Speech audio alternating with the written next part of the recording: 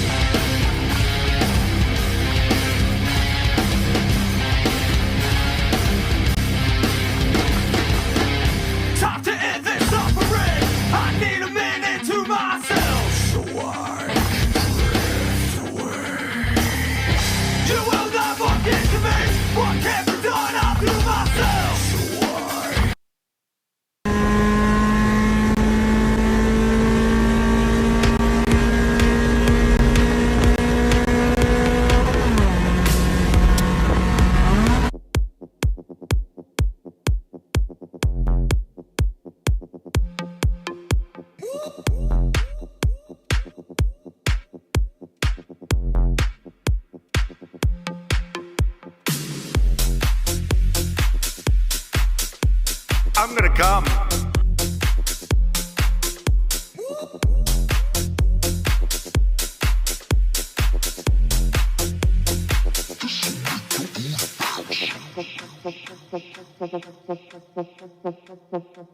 Oh, son of a bitch. Kaboom.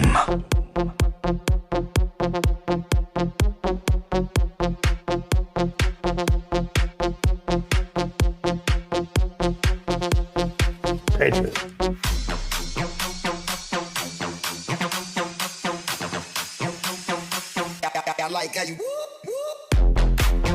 Oh, look at my African American over here. Look at him.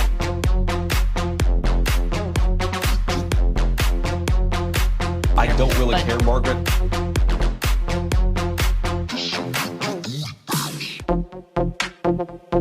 The N-word. We're gonna kill them.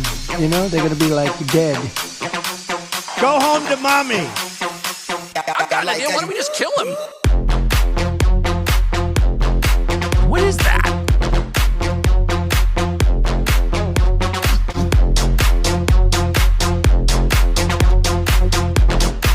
Shut up, silly woman.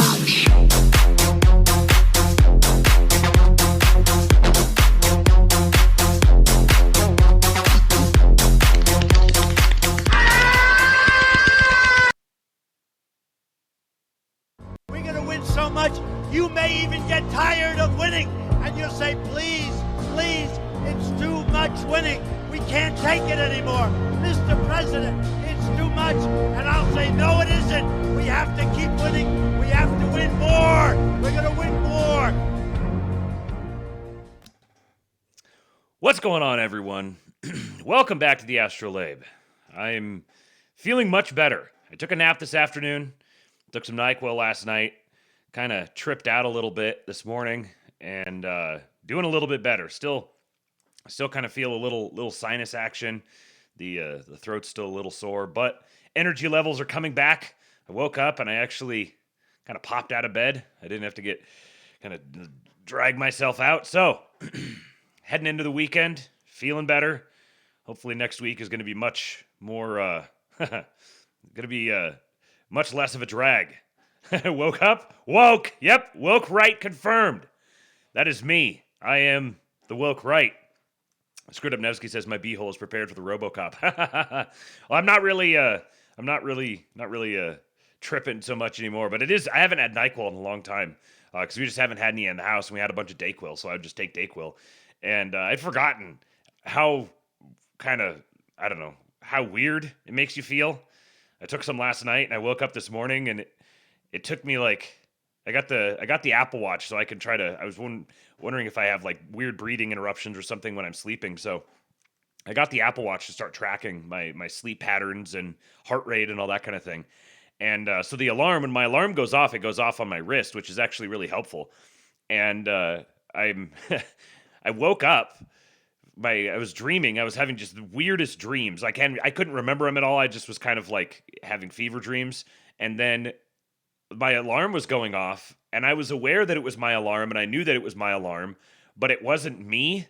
But I could feel it was like a body separate from mine, but I could feel my wrist vibrating from the alarm, and I could hear it. So it was like it was happening to somebody else, but I was experiencing it in my body. Kind of, it was very, very odd. And then I finally was like, okay, I got to turn it off. And I woke up and went to turn it off, and it was like 13 minutes or something. It was running for quite a while.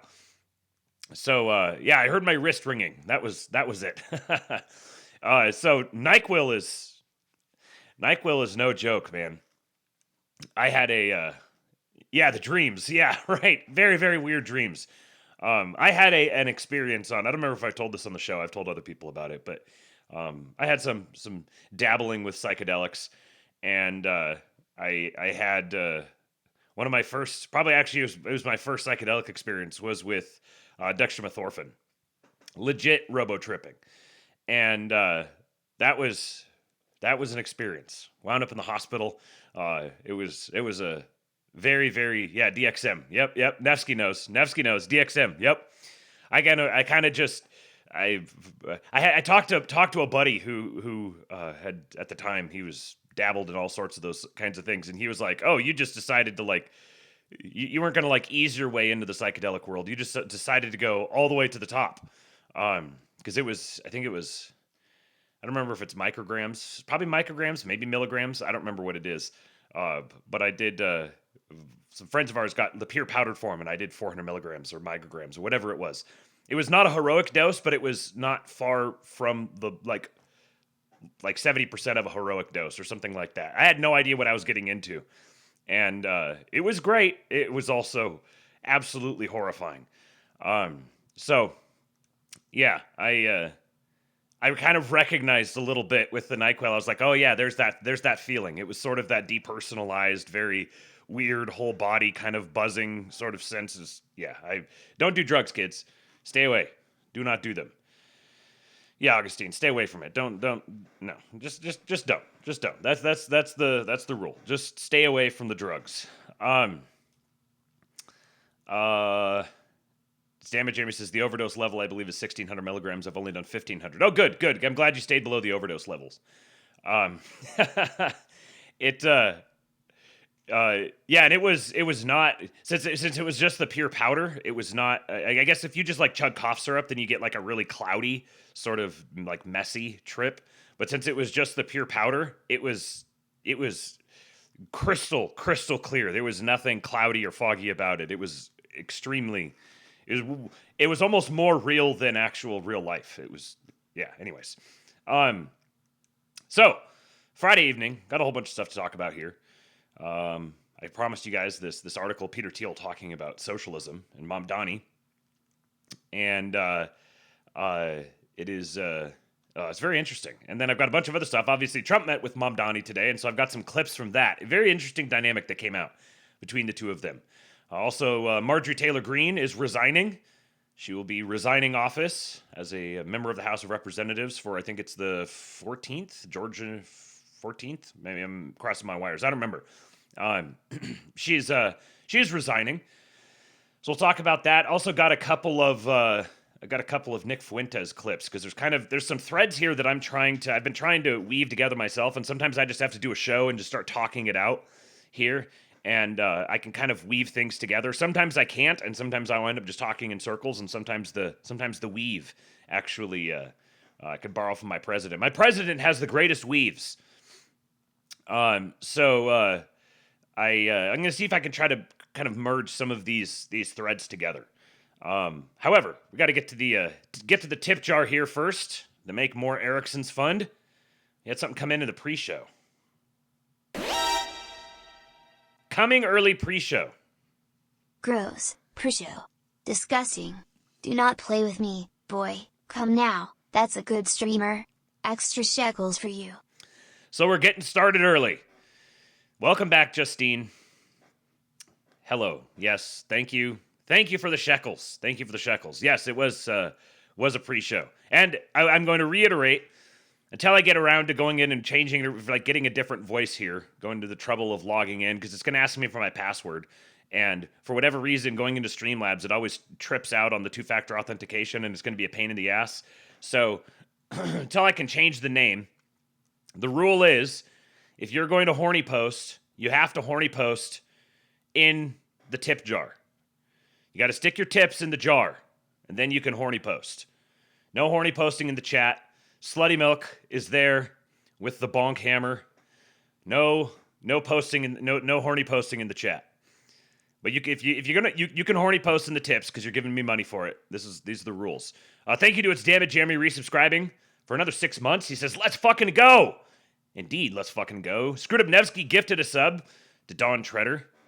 And man, Nevsky, you were at the top of the gifted sub leaderboard for a while, and now you're not even in the top 3. What's going on, man? You getting lapped? You getting passed up? You might have to step up your game a little bit more. You're getting challenged for the crown. And then let's see, was there anyone else in here? Nope. However, we do have one of these. Here comes the money. Alpha Male Alert! Money talk. Here comes Gabe the Johnson! Dollar, dollar. Dollar, dollar. Ching, ching, bling, bling. Cut the chatter. You ain't talking money, then you're talking no matter. Always be trusting. To do otherwise is being a traitor to our king. God bless Trump. Not sure I'll be listening tonight. Early morning golf in the freezing cold. Play something motivating to get me going when I listen first thing for the drive. Thank you, Gabe Johnson. Absolute patriot. So, something motivating. All right, well, first of all, we got to do one of these. You know, Dave Johnson is the gayest person to ever walk this green earth. And then, we got to start off with something motivating for our boy Gabe. Alpha Male Alert. Model that man. Model that alpha male. $100 tip to start us off.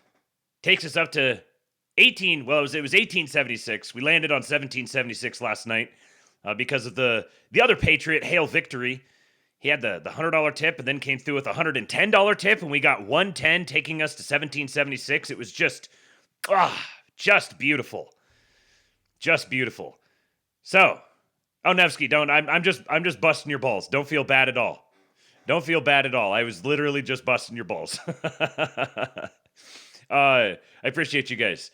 So let's give Dave Johnson, the gayest man alive. Let's give him something motivational for tomorrow morning. Wait for it.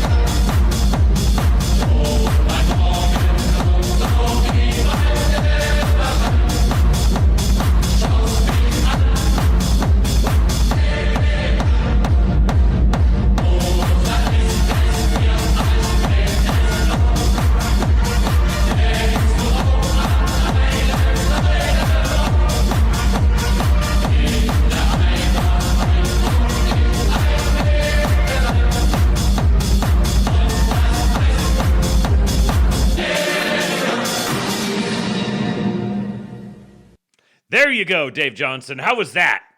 How was that? The chat is hyped. We're all hyped. Hopefully you are too. Thank you, buddy. I appreciate you. Have a good round. Hit one into the woods for me, if you would. Speaking of gay, Treasury Secretary Scott Bessent laughs and takes a video of a deranged leftist protesting outside the restaurant he's dining at. Look at our gigafag. Watch this. Here he comes, right here.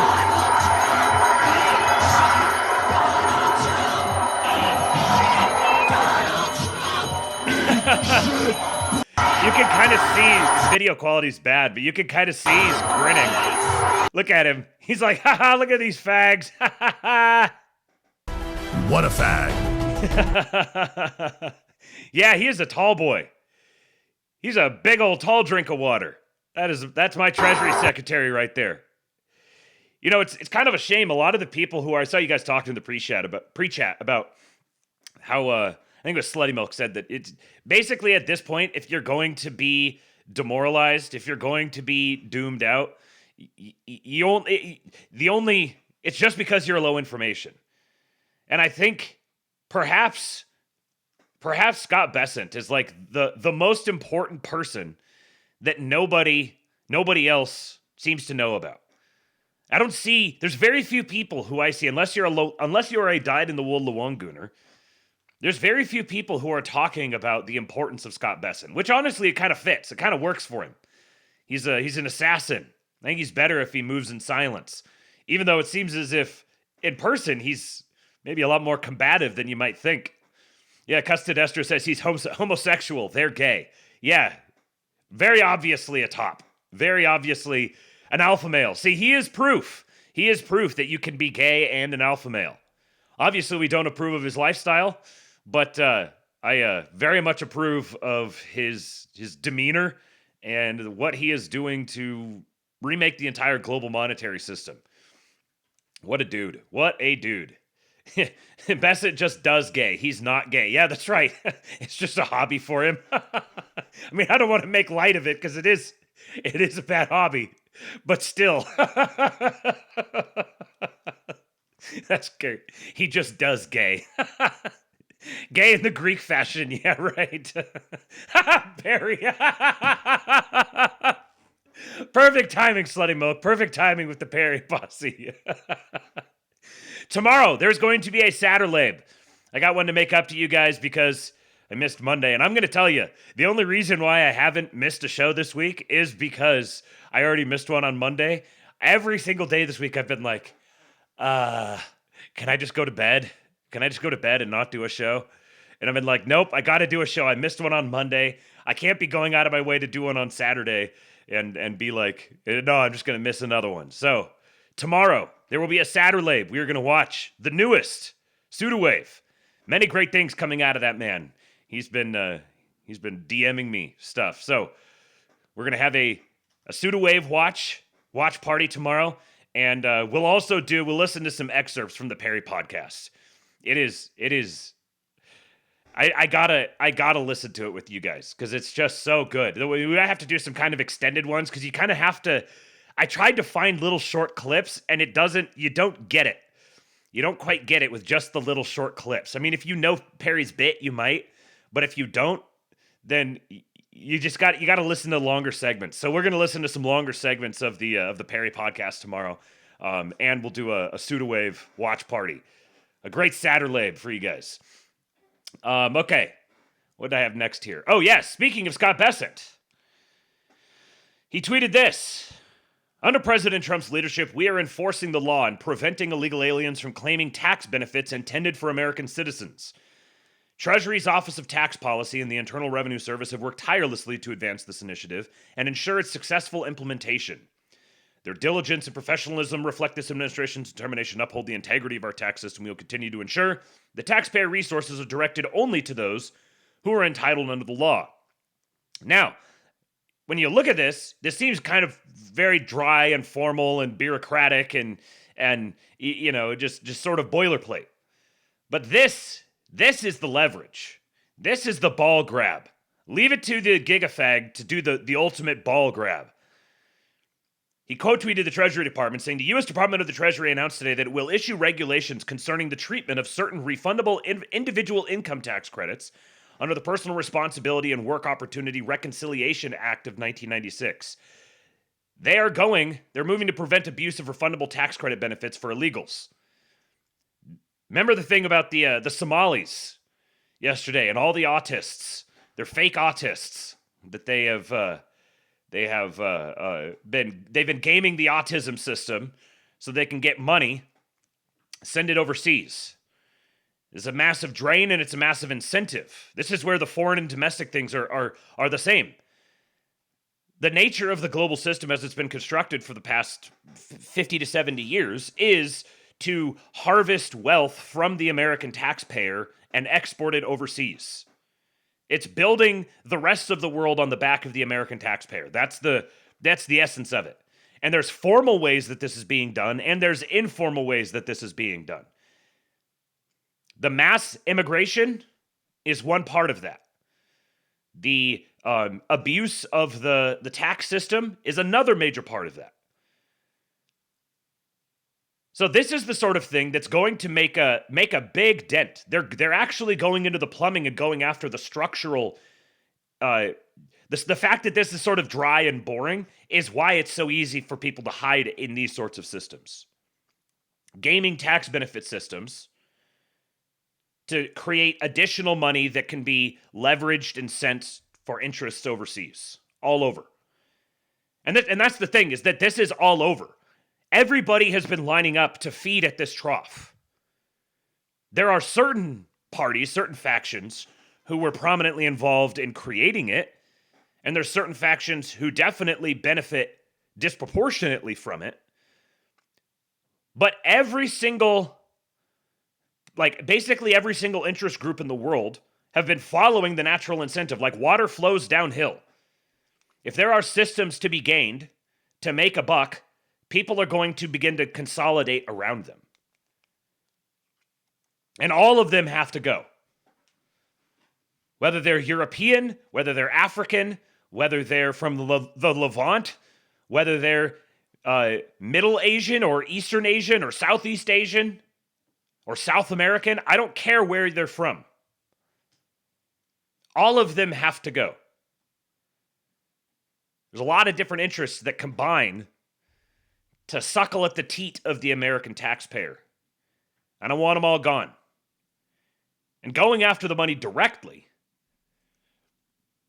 that shows that they really are serious. Relatedly, hold on just a second. I need to turn on my fan over here. It's hot in my room.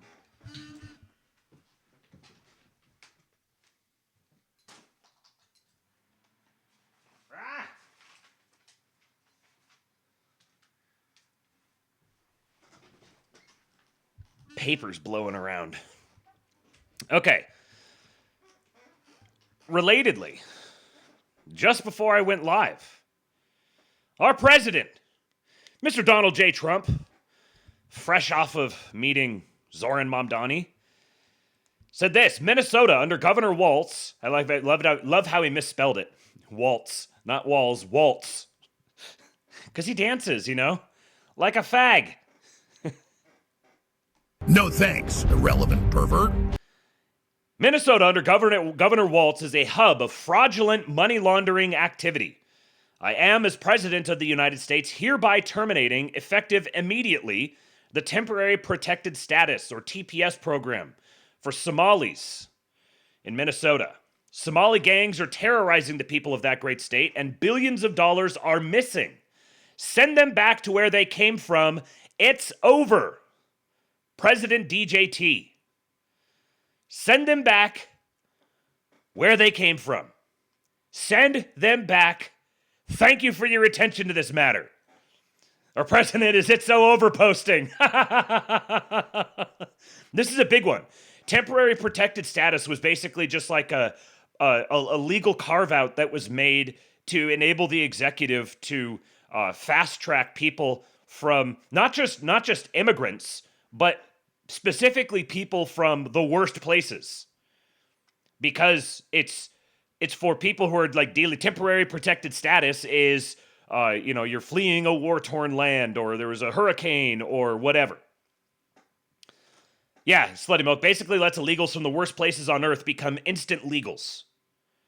This is how, I believe the TPS program is how a lot of the Haitians in Springfield were brought here. They were brought here under the TPS program. So, this is another, we're cutting off the spigot.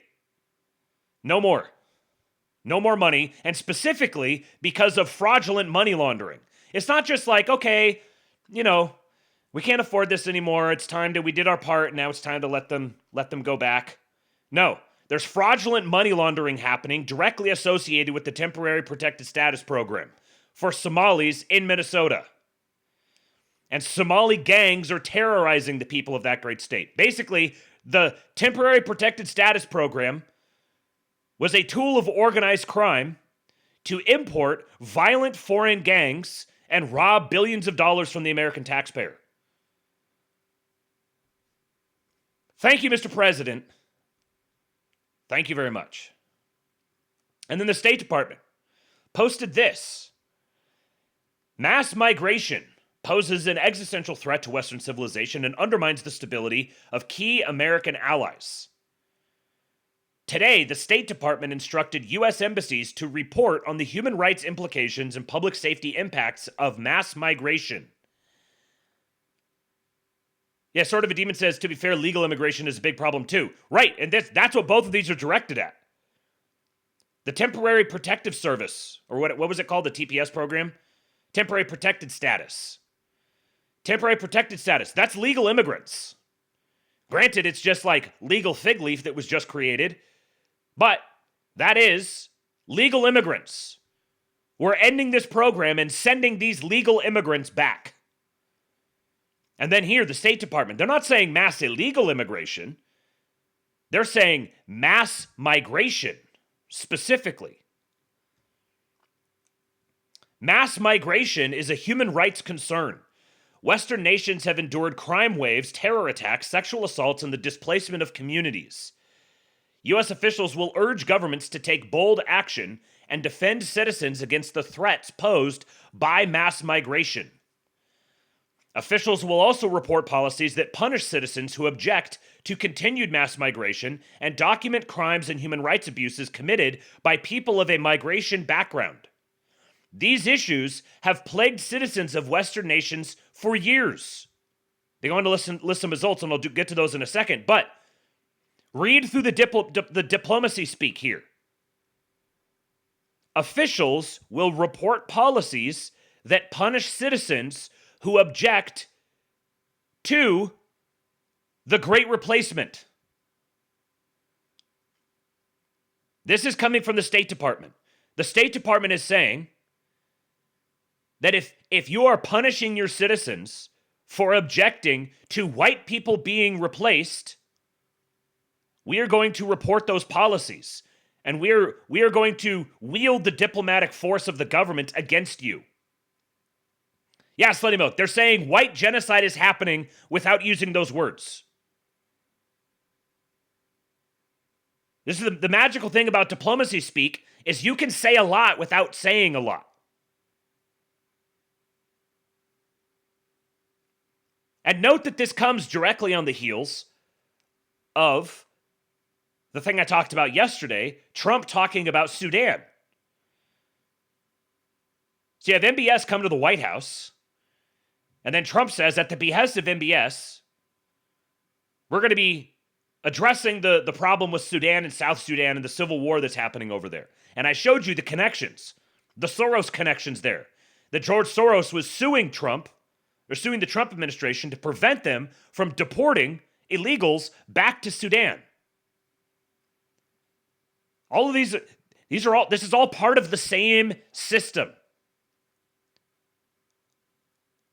The mass migration, the immigration fraud, the drug trafficking, the human trafficking, the financialization, the climate change, all of this stuff is all part of the same system.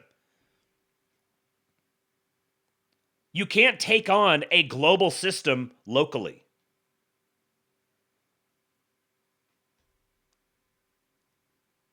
That is, you can't take on a global system exclusively locally. You have to take on a global system globally.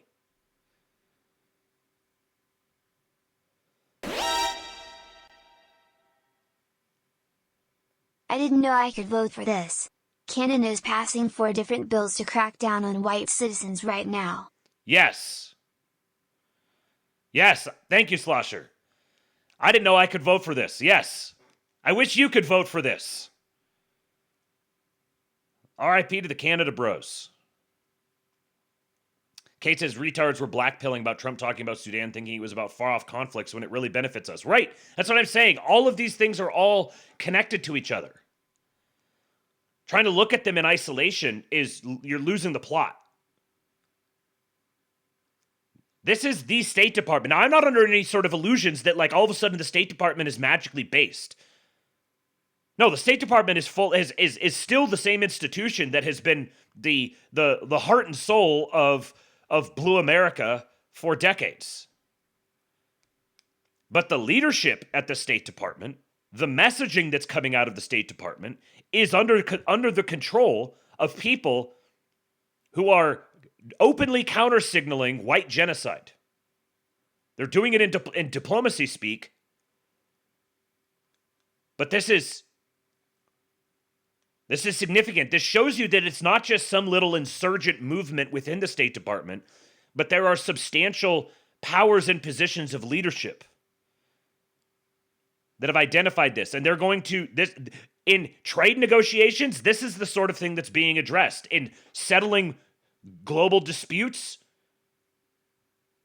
ending wars, this is how the wars are being ended. They're being ended by the U.S. government using its trade and diplomacy weight to lean in the direction that they want to go. Yeah, Slutty Milk. Mass migration violates the human rights of whites. This is the State Department's public statement, basically. Correct. That's let that sink in. The State Department's official stated position is that mass migration violates the human rights of whites. That's the inescapable conclusion of what they're saying. Look at the examples they give. In the United Kingdom, thousands of girls have been victimized in Rotherham, Oxford, and Newcastle by grooming gangs involving migrant men. Many girls were left to suffer unspeakable abuse for years before authorities stepped in.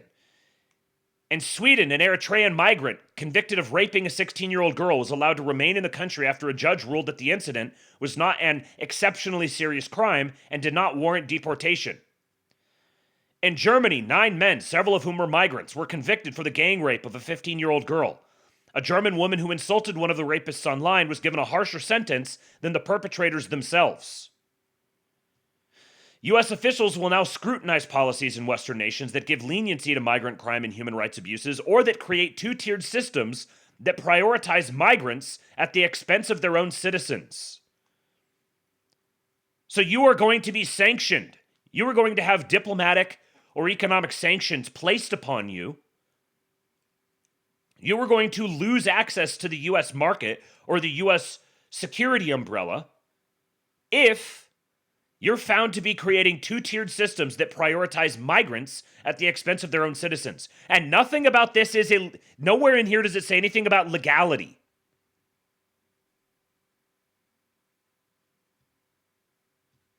It just says mass migration. The United States supports the sovereignty of our allies and calls on governments to constructively engage with the growing numbers of citizens concerned about mass migration. The United States stands ready to assist our allies in solving the global crisis of mass migration. What do the examples that they give, what do these have in common? Germany, Sweden, United Kingdom. I noticed that they don't have, Japan or South Korea or, El Salvador, obvious reasons. They don't mention Canada or Australia, interestingly. So who are they targeting with this? This is a message directed directly at Europe, which is also interesting because the the peace negotiations happening on the Russia-Ukraine thing right now is hold on a second. The peace negotiations on the Russia-Ukraine thing at the moment are very clearly leaving the interesting, huh? They're very clearly leaving the Europeans out on this. Europeans are not happy about the fact that they're not being given any sort of say-so in what's happening. The first thing that was announced was that there was this 28 point plan that Witkoff and Kushner had put together, and then they said that Ukrainian leadership had approved it, and it was being sent to Zelensky for approval. What that means is that Ukrainian leadership is cornering Zelensky. Or, maybe more accurately, the Trump representatives are forcing the Ukrainian leadership to corner Zelensky. Zelensky's being forced. Gentlemen, Operation Bait Van Linky has been a complete success. Some of you may have heard I like war. I would like to put these rumors to bed. I do not like war. I love war. Operation Bait Van Winky. What is that? What did I miss? What do I not? What's that? What's happening? Operation Bait Van Winky. You're not going to bait my Winky. You leave my Winky alone. You can keep giving me money, though. I appreciate that. And I do know that you like war. Yes. Of all, yeah, don't ask what that is. I don't want to know. Yeah. Yeah, you do love war indeed. It's interesting. I'm not sure what the context on this is, but the thing that caught my attention was a notification came in from Chris Buskirk, the guy that I read you guys the article about the secretive cabal behind JD Vance, and Chris Buskirk tweeted. He tweeted, "Warning to black pillars: you have agency, use it." And he was replying to James Blair, White House Deputy Chief of Staff, who posted this this GIF. Says you can get addicted to a certain kind of sadness. And I'm trying to figure out what the context of all of this is. If this is a reference to Marjorie Taylor Greene or what. Very interesting. But Chris Buskirk says, "Warning to black pillars: you have agency, use it." So true. Okay. I believe it's a euphemism for masturbation. Yeah, most likely. Yeah, Emperor Atreides recognized what that was from. That's what it was, yeah. The GIF was from the somebody I used to know. But yeah, so this is the official position of the State Department. Thank you for saving the white race, President Trump. Sargon, thank you for speaking out about this. Ooh! We got a new dinosaurs GIF. Someone's listening while there's still time to listen. Camp of the Saints. Is this a... This is good. Martin Sellner. Replacement migration, whether legal or illegal, is the biggest threat to European and Western democracies, economies, and cultures. The only solution is a 180, better known as a renegration. That's great. There's like renegration, renege, like reneging. There's so many levels to this one. Renegration. Oh, that's great. Justine! Through my life, I've discovered so many forms of war.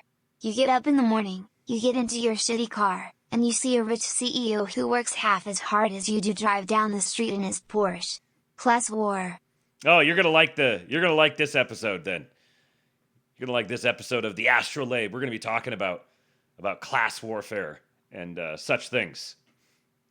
So Marjorie Taylor Greene did did announce that she's resigning. She posted a 10-minute statement, and then she had a written thing, 4 pages written out about, it's very melodramatic, about how she just came in and she tried to sacrifice for the country and she's been betrayed and abandoned. Justine again! But then, you find out that the only ones being called in for testing are your Black and Hispanic co-workers. Race war. Then, you try to post about it on your Facebook, but then all your friends start arguing about what's right and what's wrong. Flame war. What's right and what's wrong? I saw that! I caught it! What's the, Leo? I feel like we're getting a manifesto delivered to us in the tip jar now. Yeah, MTG is going to need a better mic for a podcast. You beat me to the joke, sort of a demon. I was going to say she posted a 10-minute video statement announcing that this is like her first episode of her podcast. And I got to say, I didn't necessarily expect her to step down, but I wasn't super surprised when I saw the news break about it today, because this happened while I was away, but I think I talked about it kind of briefly. This is not a time for libertarians. The manifesto continues. You finally get home, and you decide to relax by watching a program about who gets the box, what's in the box, how much is what's in the box worth, storage wars. Chuckle what I am telling you, my Nazi army of 1,000 vampires, is that I am a patriot. What is this a reference to? This has got to be from something. What are you guys talking about here?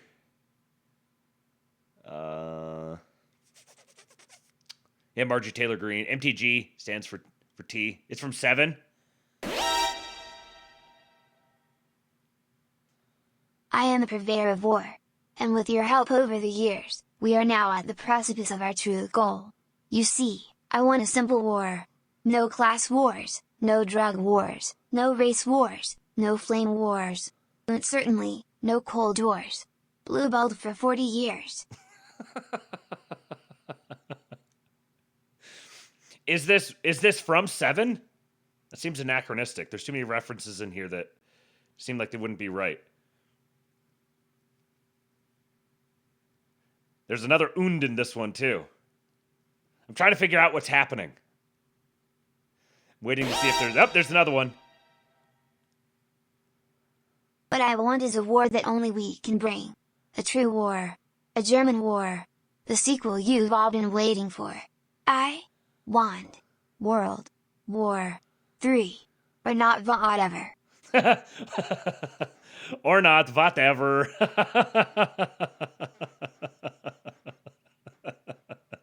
Yeah, you guys didn't think you were going to get a schizo stream, but that's what's happening.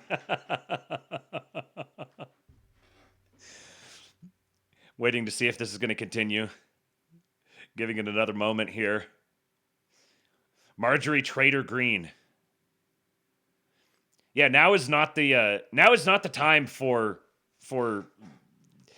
libertarian. Not when I say libertarian, I don't just mean like libertarian policy, not just like libertarian ideology. I'm talking libertarian temperament, which is the it's like engaging in politics as a political atheist, engaging in politics like a retard, engaging in politics in a way that is self-defeating, where you get to stand on principle, but you never actually make any headway. You might be able to periodically make some sort of like, hey, look at this rhetorical advance that we made. But you're not actually moving anything forward in a tangible political sense. Politics is a particular game that has particular rules. And some of those rules are eternal, and some of them they change with the times. But you have to have an awareness of which is which. This is one of the things I love about John Doyle's approach. This is part of the hiding your power levels. Like, you hide your power levels, which isn't just like you don't say the super edgy things. Sometimes hiding your power levels means you want to go all the way over there, but you recognize that in order to get over there, you have to first get over here, and then here, and then here, and then here. And in a system that's inherently built upon compromise, that's designed toward compromise, you have to weaponize compromise to your advantage. You're not going to be able to be successful in politics with zero compromise. And that's what the people who are like, my principles, I stand by my principles, whatever those principles are. Literally whatever they are. I don't care which principle you stand on. Whether it's actual libertarian policy, whether it's white nationalist policy, whether it's Christian nationalist policy. If that's the way that you're going to do politics, you're going to be self-defeating. This doesn't mean that you do immoral things. It doesn't mean that you actively participate in creating bad outcomes.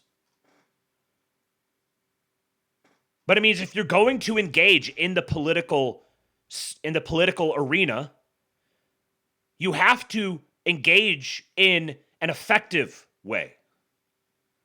You have to maximize your own talents. That's a Christian obligation. This is part of ruling. To rule is not to just isolate yourself in a corner and say, I stand on my principles. If that gets you ushered out of power, you ruled poorly.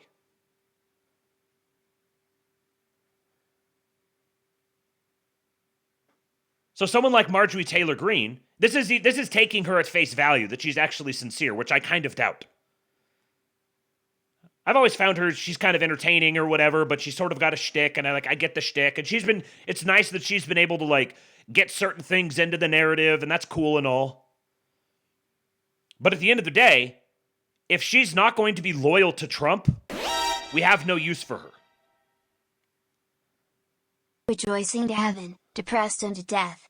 The slightest success anywhere, they literally turn somersaults for joy. They have already destroyed us. Then the page turns and they are again completely cast down and are again depressed. Smile daggers, ooh woo. This is one of the schizoist of streams so far.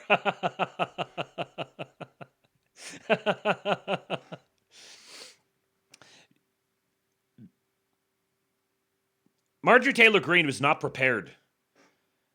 Whether if she is sincere, if we take her as good faith and that all she believes in all of this and everything, she has made herself useless. And honestly, I'm going to drop the act. I don't think she is good faith. I don't think she is sincere. I think she's just a political operative. She spent 5 years in office and made $24 million. I don't mind people making money while they're in office, but if you're going to be in office and you're going to make money, also be useful. Do good things. Support the president. Be a faithful, reliable vote for him. We don't need principled people in Congress. We need Congress to not exist. And the best way for Congress to not exist is for as many congressmen as possible to be congressmen and women, for as many of them as possible to be wholly loyal to the president. Rubber stamp his agenda. And you might say, oh, well, she's the one she put forth a bill to abolish the H-1B program. You're not going to abolish the H-1B program right now. That's a poison bill. This is what I'm talking about. There aren't the votes to abolish the H-1B program right now. So putting forth a bill to abolish it that can fail is worse than not putting one forward in the first place. If you want to abolish the H-1B program, you need to convince as many people as possible that they need to elect more Republicans so that Donald Trump can achieve his agenda even better.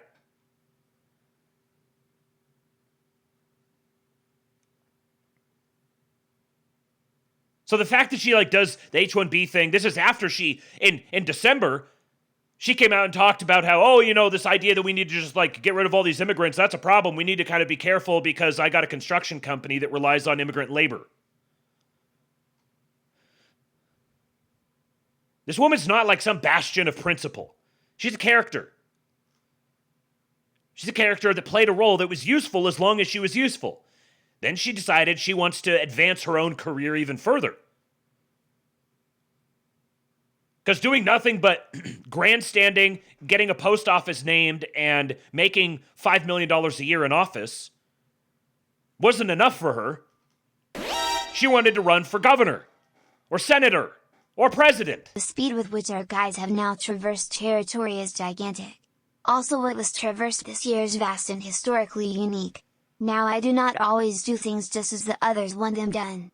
I consider the others, then do the opposite. Yes, yes, indeed. Yes, indeed. This is there was a debate going on. There's been a debate going on in the King Pill Discord for a while now about this. It's the same thing everyone's kind of discussing in the outside, but we've had some very interesting thoughts going back and forth about the Truster versus Chimper dynamic. And I don't necessarily want to say this publicly, but I'm kind of gonna, just because I think that it's a good dynamic. I'm just going to say that I think that it's a good dynamic and that it should continue. That the Chimpers should chimp and the Trucers should truce, and the Chimpers should tell the Trucers why they shouldn't truce, and the Trucers should tell the Chimpers why they shouldn't chimp. And just, I think that this is a very useful dialectic. Yes, Zoomer Dylan, very useful dialectic. And I'll just leave it at that. Yeah, trust Chimp Symphonia. Right. Yes. So this was the point where it became evident to me that MTG had outlived her usefulness. Congresswoman, you posted on X that President Trump is... I've got two clips from this interview here with Marjorie Taylor Greene and Dana Bash. And for those of you who are watching, do me a favor and watch Dana Bash's face in the first clip and consider the context of what they're talking about. And then watch her face in the second clip and consider the context that they're talking about. Congresswoman, you posted on X that President Trump is, with his comments, fueling a, quote, hotbed of threats against you. Obviously, any threats to your safety are completely unacceptable. But we have seen these kinds of attacks or criticism from the president at other people. It's not new. And with respect, I haven't heard you speak out about it until it was directed at you. Dana, I think that's fair criticism. And I would like to say humbly, I'm sorry for taking part in the toxic politics. It's very bad for our country.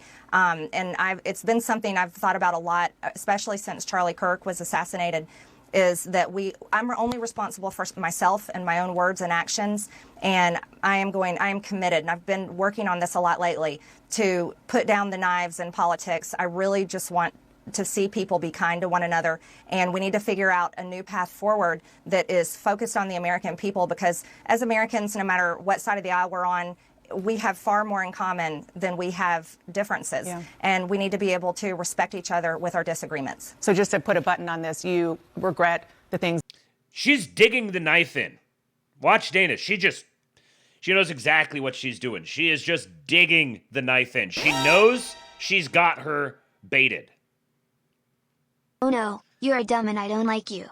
I really hope there aren't any hostile foreign actors seeing this very dramatic and ongoing internal struggle, which would be an incredible opportunity to destroy our movement. Wow, that would suck. Ooh, The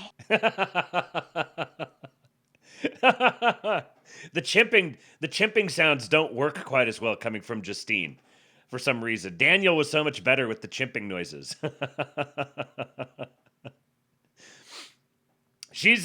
She knows she's got her hooked here, and she's just watching her wriggle.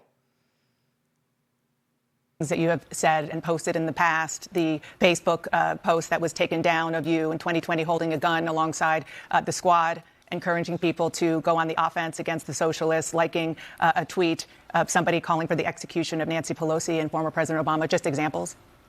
Just examples. Just FYI, just like making sure all these things here, those things, yeah, like those are the things you're disavowing and you're moving away from. This is a struggle session.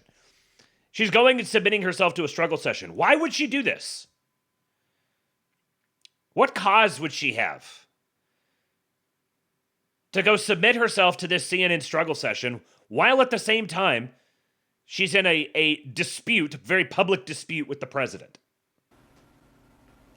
Well, Dana, as you know, and many people know, I addressed that back in 2021. And of course, I never want to cause any harm or anything bad for anyone. So that was addressed back then, and I very much stand by my words I said then, and I stand by my words today. I think America needs to come together and end all the toxic, dangerous rhetoric and divide. And I'm leading the way with my own example, and I hope that President Trump can do the same. I hope that President Trump can do the same. You traitorous woman. You sellout. You weak coward. Yes, traitors are worse than enemies. Yeah, is that a threat? Was that a threat? Did you just threaten the president? That's how we're going to do this, huh? That's how we're going to do this? I don't understand anybody who is like, oh yeah, that brave patriot Marjorie Taylor Greene. Your brain has been melted by libertarianism. Her going and doing this absolutely validates every single thing that he did. And here's the background of what happened. She wanted to run for the Senate or for the governor of Georgia. And she went to Trump about it, and Trump said, no, you won't have my endorsement because you won't win. And that's when she turned on him. Somebody else has offered her something. Somebody else has offered, and I'm seeing this the episode yesterday, we talked about kind of these different factions emerging in the GOP. And there's a lot of people, there's a big overlap in the libertarian, anti-neocon kind of world so there's like one faction of Trump's base that loves him because he is the enemy of the neocons. And then there's the other faction of Trump's erstwhile base, you might say, who wants to like Trump, but thinks that Trump is just in bed with the neocons, which is very bizarre. It's very bizarre that he's united these two factions in the past. But you can see now the way that it's being wedged open here. And I've been thinking about this for a while now, that there's going to be the two sort of worlds that I'd isolated back at the election that I thought could turn against Trump ultimately, and maybe go more towards the left, broadly speaking, was like the DeSantis types, the DeSantoids, and the Free Press Barry Weiss types. I'd like to see these two hard bodies blonde babes settle this out in the mud. No. We need to come together as Americans. If we don't come together, we will be coming apart. No. Disavow. Completely disavow. Do not want to see. Please do not make this happen. Purge the thoughts. No, thank you. No. No. No. Oh, God. Okay, I'm going to the next clip. It's them again. Now I'm going to be thinking about it. I don't want to think about this. Now, in this one, now that you have that in your head, in this one, watch very closely Dana Bash's face. After the last one, you saw her face where she's struggle sessioning Marjorie Taylor Greene, and Marjorie Taylor Greene is just groveling, just absolutely begging for her forgiveness, begging for acceptance. Here, she's asked specifically about Nick Fuentes, who she has a background with, and they cover it in the video. And when she starts answering, watch Dana Bash's face. Okay, when you're talking about lowering the rhetoric, which is important for everybody to hear from you and all of our elected officials, but there is some concern, a lot of concern among Republicans about the rise of anti-Semitic hard-right figures in your movement, especially after Tucker Carlson hosted white nationalist Nick Fuentes on his podcast, didn't question Fuentes about his vile language or views. You did speak at a conference hosted by... Isn't it wild how they just say that?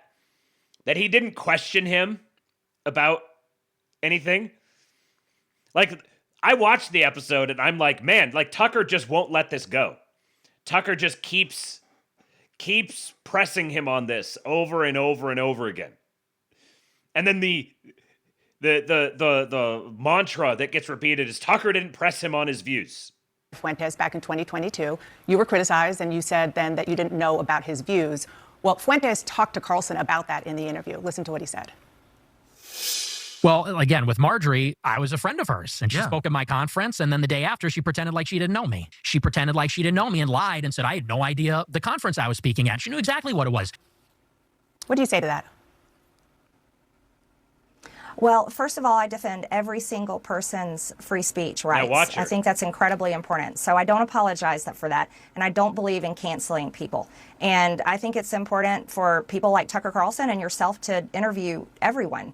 I don't believe in trying to cancel someone by refusing to interview them and question them. And I did speak at his conference back in 2022. However, I don't know Nick Fuentes. He's someone I've never exchanged text messages with or phone calls. But I did speak at his conference. That was the first time I had met him that day, and that was it. But I did watch the interview. I watched the full interview with Tucker, and I admire him for interviewing many people as well as exposing a lot of powerful information I hear what that you're he saying. does on his show. I hear what you're saying about free speech. I mean, count me as guilty as a proponent of free speech. There's free speech, and then there is hate speech. And this is a man invited on a really prominent conservative show who said, even during that interview, he had a problem with, quote, organized Jewry, and he wasn't challenged on it. In the past, he has denied the Holocaust, called Adolf Hitler effing cool, talked about the fact that he thought Jim Crow was just fine. Our religion and on is and on. based. So again, there's free speech, and then there's just hateful language and sentiments. Well, Dana, again, I told you on this interview that I'm committed to ending the toxic politics, and I think I don't want to have anything to do with it. You should have Nick Fuentes on your show, and you could ask him questions about that. I myself am not anti-Semitic. I have never criticized the Jewish people or said anything about them in particular. I am critical of the government of Israel, and I can criticize any government I want to in the entire world as well as our own. And a lot of the times I am criticizing our own government for failing the American people. And I think that needs to be the focus, and that's the most important thing people care about, is being able to afford groceries, housing, health insurance, and having a good quality of life. She's so creepy. Dana Bash is so creepy. Her face is just like stapled onto her head, and she like blinks really determinedly. And then every once in a while, you could see her eyelids or her lips just kind of like twitch. And, she's what a bizarre human being. Yeah, they're trying so hard to make him sound awful, and they just keep sounding better. They're going to meme him into existence. That's exactly what's happening. They're memeing Nick Fuentes into existence. It's going to happen. It already is, like, for sure. They're doing the same thing to him they did with Trump. Now, so this is it's interesting because she's sort of kind of Fuentes adjacent and is like played footsie with him before. She was at his conference, but then she disavowed him publicly back in 2022, and she fired a staffer who was a groiper, and so I'm trying to kind of map the way the factions are laying themselves out as we head into the midterms. And these sorts of moves are all pretext for that. There's somebody who's leaning on Marjorie Taylor Greene, pressuring her to move in different directions. And it was like the DeSantis world, and then the so you got DeSantis world, you've got like the Barry Weiss world, then you've got like the Dave Smith world. Since the beginning of Fuentes' entrance, there were nothing but failures. Everything the Groypers did was a mistake. But when the mistakes are added up, the result amounts to something brilliant. Just in this process, they have acquired about 98% of memes. That's really interesting to think about. Like, everything they did was a mistake, but the net effect of their mistakes is something brilliant. The memes are just such a funny thing. This is why I'm taking it so seriously, is because of the preponderance of the memes, the normalization of all of this. It's bubbling. I think it's bubbling under the surface, but it's going to explode into something. And I think it's going to be in the midterms here. But these different factions have such sharp disputes with one another that it's gonna cause we're gonna see marriages made, not literally necessarily, although maybe, but we're gonna see marriages between factions that are like burying the hatchet on serious disputes they've had in the past, in order for something like this to come to pass. Because I think that the libertarian label is starting to have more appeal as a combination of like the Silicon Valley little tech sort of world, and someone like Dave Smith developing a lot more of an audience, and then you got Tim Pool, who talks to a lot of libertarians. Like, these people have really, really big audiences. So then there's like a lot of overlap with like the Ron DeSantis types of people, but then their dispute would be over foreign policy. And then you get into a lot of the Israel people, pro and against, and that Israel issue, the way it divides between the like Dave Smith and the Ron DeSantis audiences. That's there's certain precepts are just suddenly going to get left by the wayside, because some factions are going to join together behind particular candidates and throw their hat in the ring. And, you know, like, for example, like the DeSantis has a lot of the libertarian on the economy kind of people, the kind of normal low taxes, free trade kind of world, which would overlap a lot with libertarians who are like, you know, abolish all the taxes and the Fed, that kind of thing. But then DeSantis is obviously very pro-Israel, and a lot of libertarians are anti-war, which then overlaps with the anti-Israel crowd. Yeah, I'm trying to figure out exactly how these different factions are going to move. Another factor at play here to consider now is that with Marjorie Taylor Greene resigning from the House, this is one Republican being removed from the House, which reduces the Republican majority by 1 seat, starting January 5th. So I was only able to do a little bit of research into this. Thank you, Uncle Mustache. I just copied what he said and then changed the nouns. Mad libs in every sense of the term. I may not be a 5 feet 11 inches goth mommy with a closet of Hugo Boss gear, but I become so spiritually every day. Hulk Hogan. This is low power level. I had a feeling it was something like that. Justine is becoming a 5'11" goth mommy with a closet full of Hugo Boss gear. Only bonks allowed in the chat. Yes, Slutty Milk, yes. The only acceptable political theory is complete undying loyalty to Donald Trump. Yeah, Dave Smith was reluctant to support Trump, and ever since he did, I feel like he's been desperate for any excuse to jump back off the train. Yeah. I think he would happily jump back off the train for someone who would have like the anti-war. But this is what's interesting, is like it seems like DeSantis would be someone who could be positioned to really, really gun for that anti-war, libertarian on the economy, anti-tariffs kind of, like, he could really angle for that. But there's the Israel issue. So which issue gets dropped?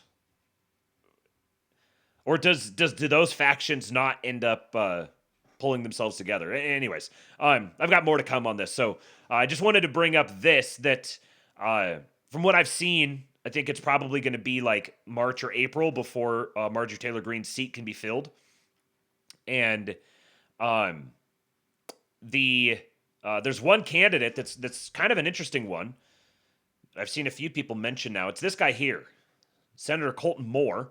He is currently a senator, a Georgian state senator for District 53. He's the Georgia Freedom Caucus vice chairman. He calls himself a rhino wrangler.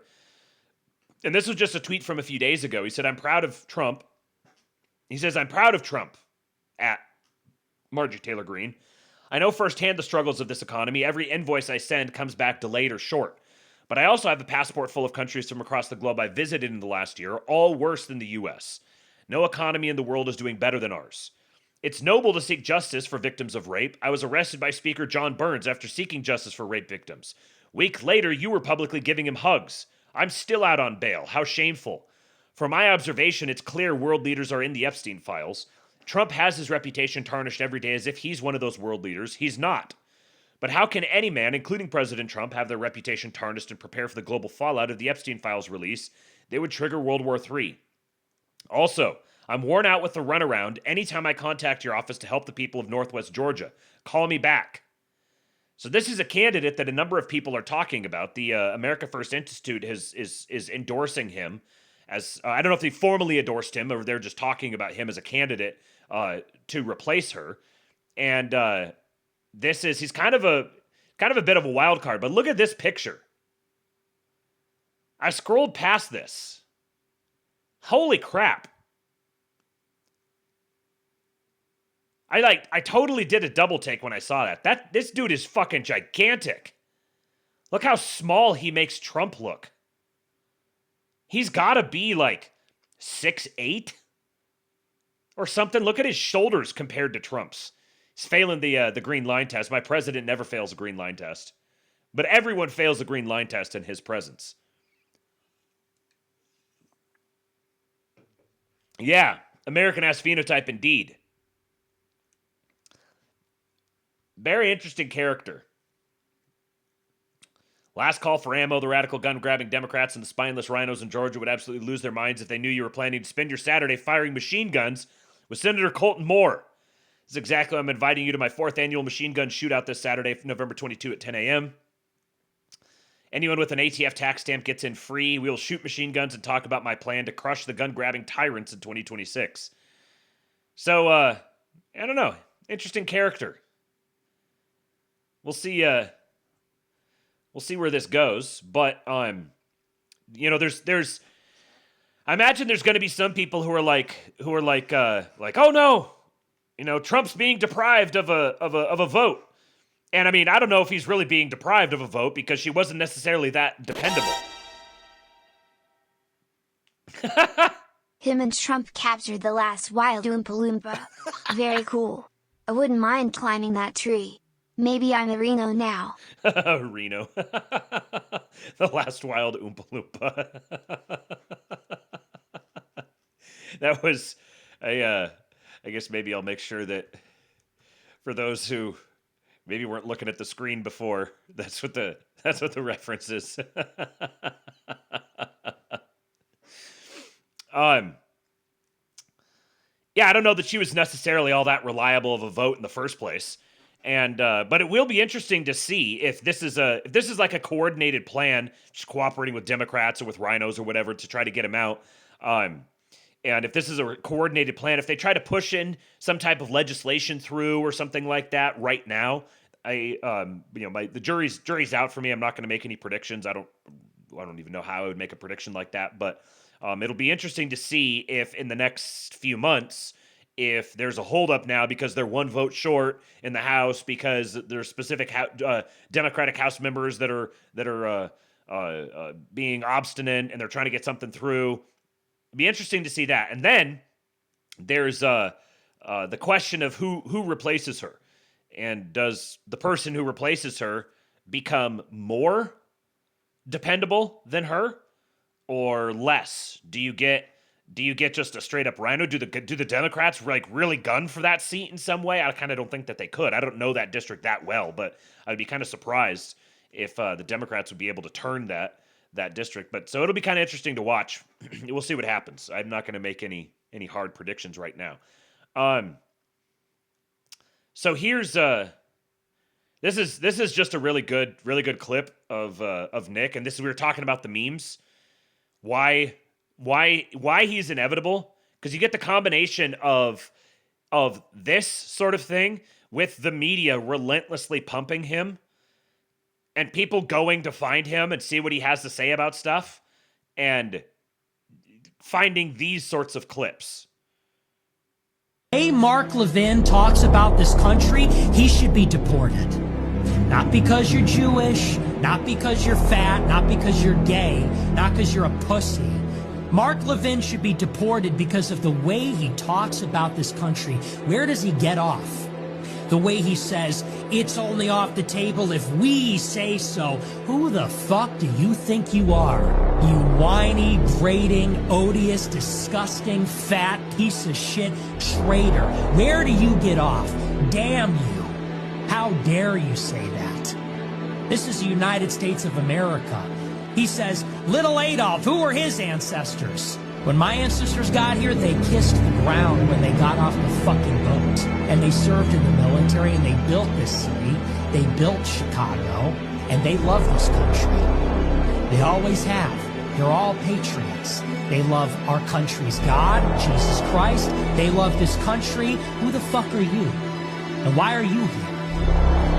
You love Israel so much, it's not purely about Israel or the Jews. Why are you still here, Fatso? Need more money, you fucking pissant? Need more Americans to bleed for your wars? Need more money to go and kill children? More bullets to shoot innocent people in the back of the head, you fucking coward?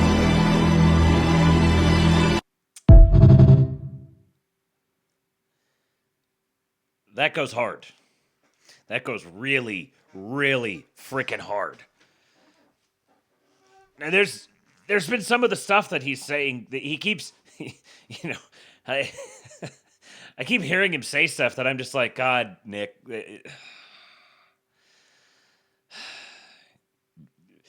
But every once in a while, he busts out something like that. And to the average person under 40 that hears something like that, it's gonna click. It's gonna resonate. There's very few people who can deliver a message like that, who are streaming in public constantly every day. It's like you guys are saying in the chat. This is exactly what they did with Trump. This is exactly what happened with Trump. Trump said and did stuff that was the things that Nick is saying that are transgressive or provocative relative to what's normal in the mainstream right now is probably approximately equivalent to what Trump was saying relative to the mainstream 10 years ago. They keep making me like Nick more and more. Right. I mean, it happens. It just keeps happening. I've seen these cycles happen too many times. Something's coming. No, Justine, stop. No. Something's coming. I'm not quite sure what it is yet.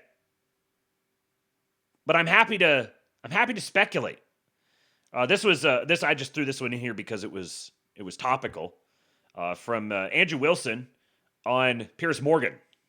I believe this was today, or at least it was very recent. Giving H-1B visa job opportunities to American citizens. We're looking for more mass deportations. We're looking for the ability to buy a home so that we can revive the American family again.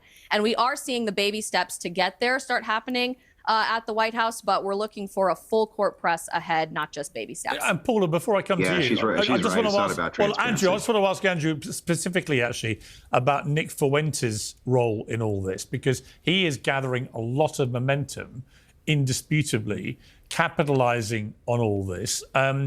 How significant is he in this ongoing debate? I mean, he's really significant, and that's the truth. And I'll point something out that is also true. TPUSA moved a lot more towards the positions of Nick Fuentes than Nick Fuentes moved towards the positions of TPUSA, and that's a fact. That's an uncontroversial fact at this point. Now, yes, it is. It is a fact.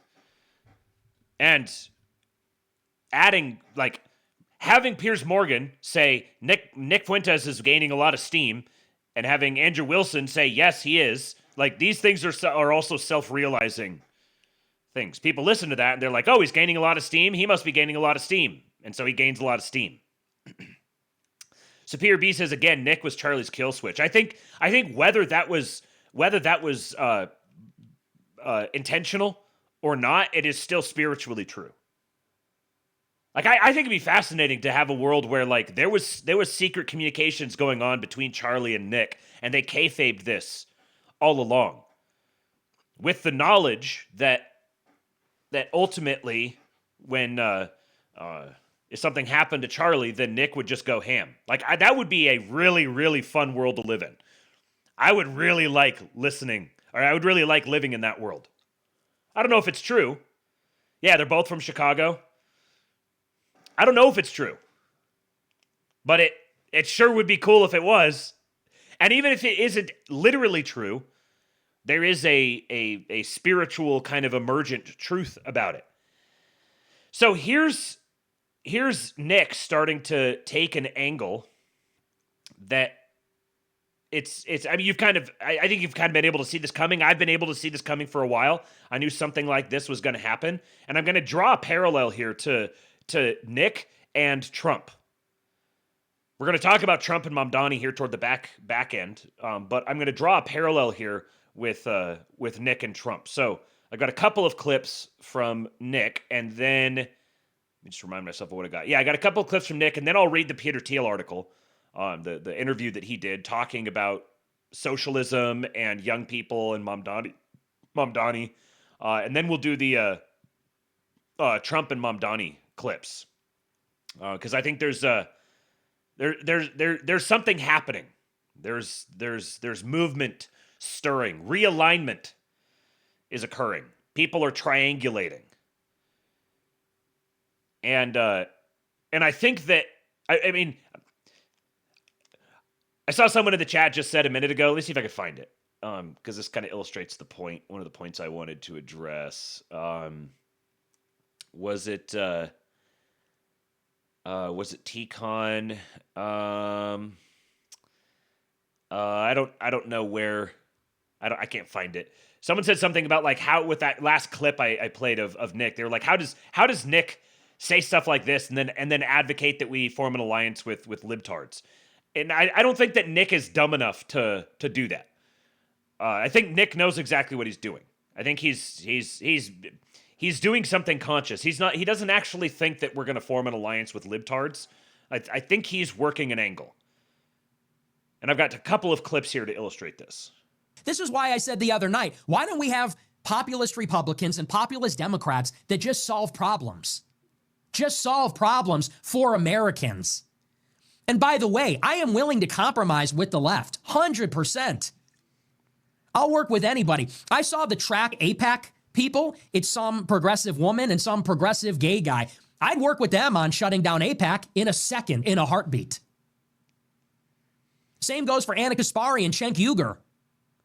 They were in favor of democratic populism. They want to deliver healthcare. They want to deliver education. I would work with them in a second. A Zohran Mamdani all day.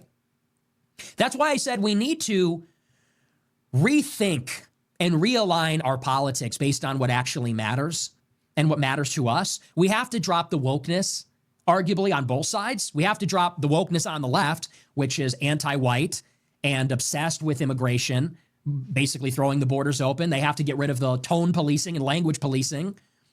And on the right, we can work together with the left. Maybe we have to let go of some of the cruelty and abuse directed at some of the marginalized communities on their side. It's true. There are marginal people. What else would you call a racial minority other than a marginal person? I'm okay with living in a society where we, as long as we close the borders, we can take care of everybody in the country. We can figure out how we can all get along together, as long as there is a consensus agreement that we can put America first. But what I see from the Trump administration and from the Democrats is neither of them are willing or able to actually do anything for people. Okay, so I'm reading some of your comments here. T-Con says he's definitely working an angle. I just don't believe it's for good. Mr. Zeus says he's trying to convert the libtards. Han says, I'll give them everything if they give us immigration to such a naive, retarded take. They'll backstep us on immigration, no question. They would lose all their voters. Yeah, I don't think that here's where you're. Now I'm going to say I don't know if this is actually what's going on inside his head, as he's working this angle, or if this is, or if I like whether this is actually going on in his head or not. My analysis still holds here.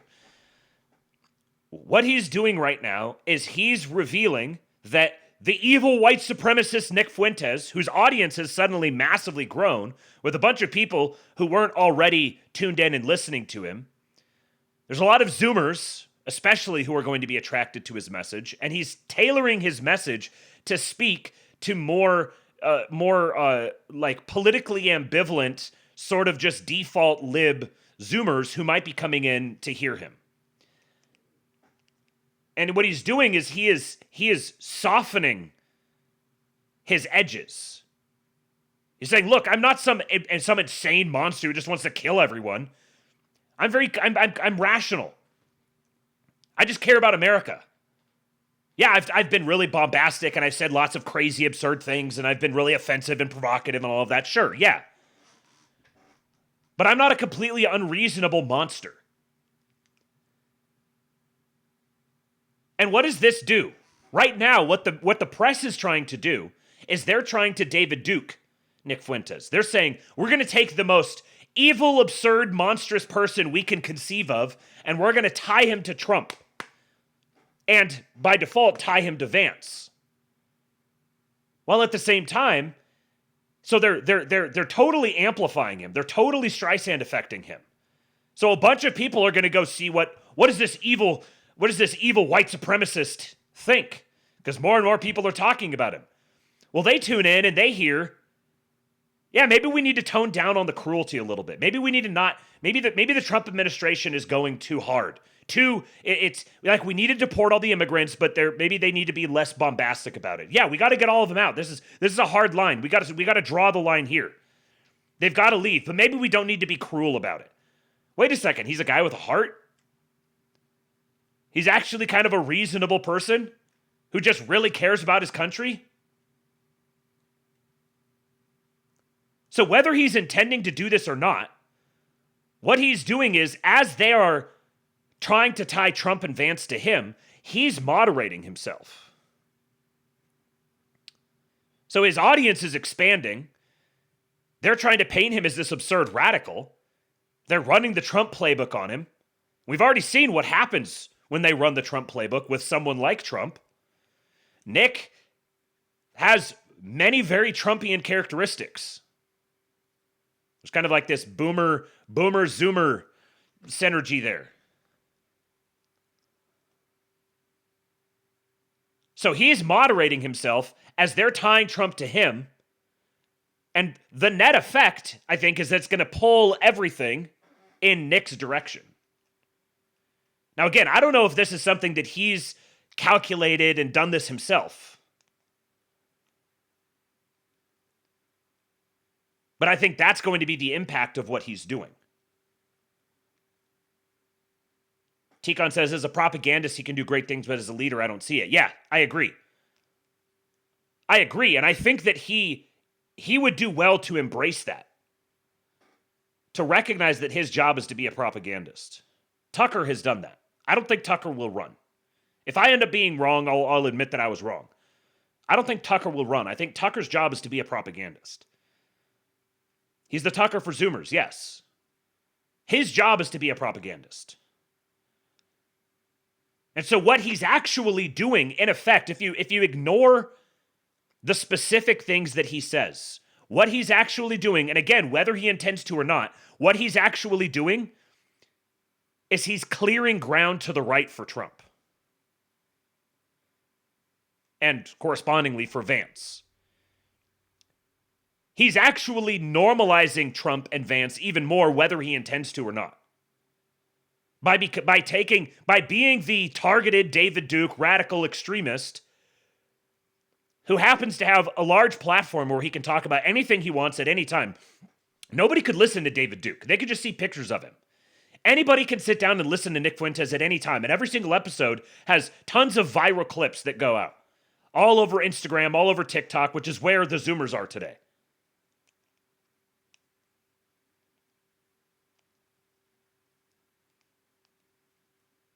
So I think he's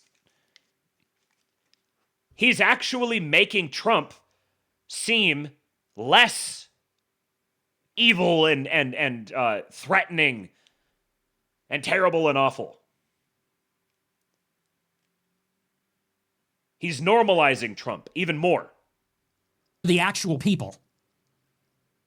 Like, and this is the evidence. And yet he's also maintaining distance from Trump. But this is where he, again, I got to keep saying this. I'm not like 97D underwater backgammon galaxy braining this and saying he's the one who's thinking this through. I'm evaluating the impact of what's happening. So he makes a bunch of critiques of Trump that you'll realize, if you've listened to the Astrolabe, you'll realize these things are literally just, these are just fake. This is old news. His facts are just simply wrong. Nick is normalizing Trump by taking the heat for him. Yeah, in a sense, yeah. And I don't know if there are people, I think Scavine Q is running it. I mean, I was just going to say, I don't know for sure. I find it kind of hard to believe that there are people within close to the administration who are actively facilitating this and coordinating this. But if I learned that that was the case, I wouldn't be shocked. Does that make sense? Like, I'm not saying that it is, because I kind of don't think it is, but at the same time, it wouldn't be that difficult. It would really just take like one person. It could be a small handful of people who've kind of gamed this out and they're just exchanging text messages and conversations back and forth. But even if that isn't the case, this is still just the way that I'm reading the playing field here. Chuck Schumer opens the government with no Obamacare subsidies after they funded the Trump government earlier in the year without a fight at all. But now he wants to put forward a bill on anti-Semitism. Really? So which constituents are you working for exactly? You can't condemn the genocide in Gaza on behalf of your many Muslim or progressive constituents or even Jewish constituents that have a problem with it. You can't deliver on Obamacare, but you're obsessed with it's anti-Semitism, white supremacy, that's a grift. That's just a race hustle. You're just a race hustler. So who is he talking to right now? He's talking to libs about the way the Democrats are selling them out. That's just a load of crap. You can take your resolution and shove it up your ass. No one cares. And the same is true on the Trump administration. What are they doing? The Trump administration has deported 300,000 illegal immigrants to date. There's nothing massive about that. 10 million came here in 4 years. They deported 300,000 in a year. I think it was more than 10 million. And again, facts are just wrong. But like here, it doesn't. It would be nice if the facts were right, but I also do think that there is utility in him positioning himself as the outsider. Like, I'm the outsider. I'm critical of Trump. I'm also critical of the Democrats. Like, there is rhetorical utility in that. But it is annoying that he continues to have these criticisms of the administration that are just simply factually wrong. The Trump administration extended the corporate tax cut. No tax cut for the middle class, no infrastructure bill, no jobs, nothing. 50,000 jobs down in October. They won't even release the data. But they're subsidizing AI and eradicating regulations for AI and cutting the corporate taxes. And they're giving contracts to little tech, all their Silicon Valley donors, policing anti-Semitism. And again, from both sides, you're getting a lot of talk. You're getting Stephen Miller LARPing his Goebbels, talking about hippie boomers and, you are nothing. We don't like the third world. And on the left, you've got Chuck Schumer bitching about white supremacy and anti-Semitism. They get nothing done for anybody. Neither the left nor the right wins. The populists on both sides get nothing. The people are not being helped in any way. And yet, the one thing they are able to come together and work on is furnishing Israel with missiles, condemning anti-Semitism, funding Holocaust museums, endless stuff like that. So this is where we need to realign the politics. I'm sorry, but I don't see myself as aligned, actually, with these guys on the right that are obsessed with Israel. And I think that a lot of the popular... Up! Did you hear that? With these guys on the right that is aligned. This is where we need to realign the politics. I'm sorry, but I don't see myself as aligned, actually, with these guys on the right that are obsessed with Israel. And I think that a lot of the populists on the left don't see themselves as aligned with the pro-Israel people in the Democratic Party. But we're supposed to all fight each other on their behalf. Stephen Miller is supposed to send me out to fight for this Trump administration that does nothing. And Chuck Schumer and their crowd, Alex Soros, they're supposed to send their people out to fight us while doing nothing. So This is yes, it is grating to me to listen to him like have the selective ignorance on the accomplishments of the Trump administration, like framing it in the worst possible light. But at the same time, like if he really wanted to damage Trump, if his goal was to damage Trump with the sort of like normies, he would be cheerleading Trump big time. And Nick is smart enough to know that. If Nick, with the full court press from the mainstream press to David Duke him, to elevate him as the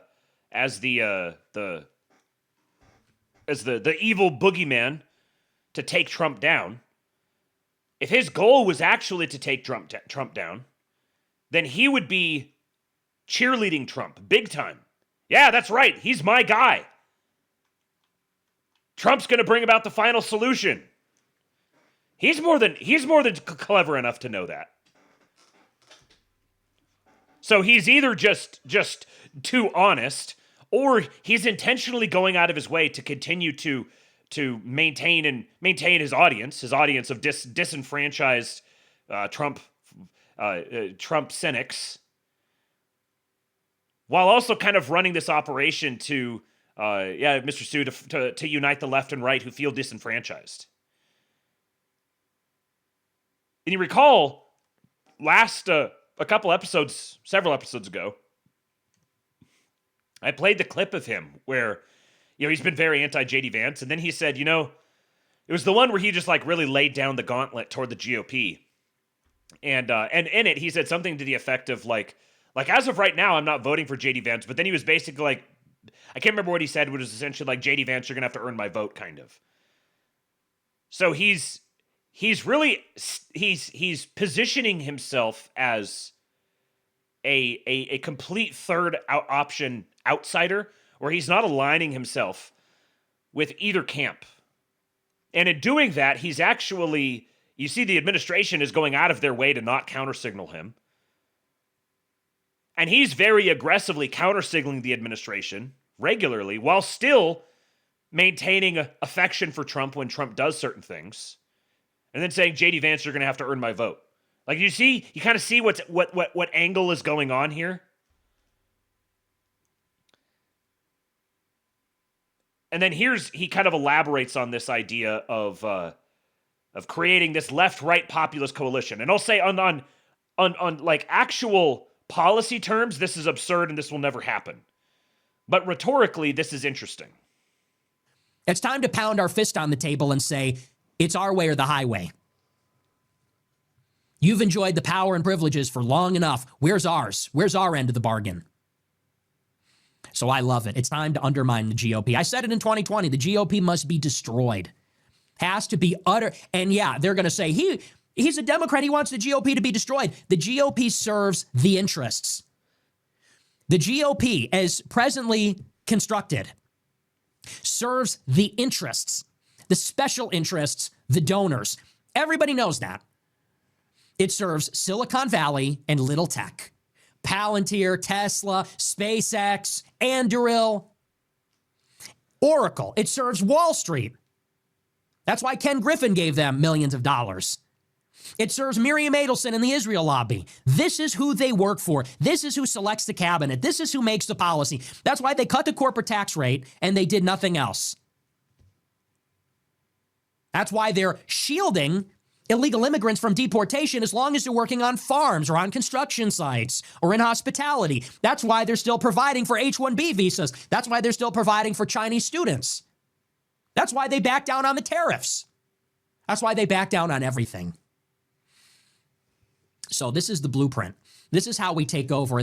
See, again, just literally not true on these things. If these things were true, and it's like if you heard the headline and incorporated... What the hell?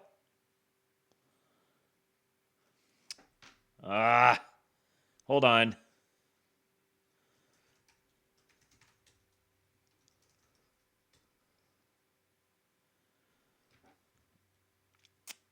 Let's see if it comes back. Waiting to see if it comes back. Will it pick up again? Let me see if it's going on X. Give me a minute to get it back. Let me check and see if the stream's still going over here on X.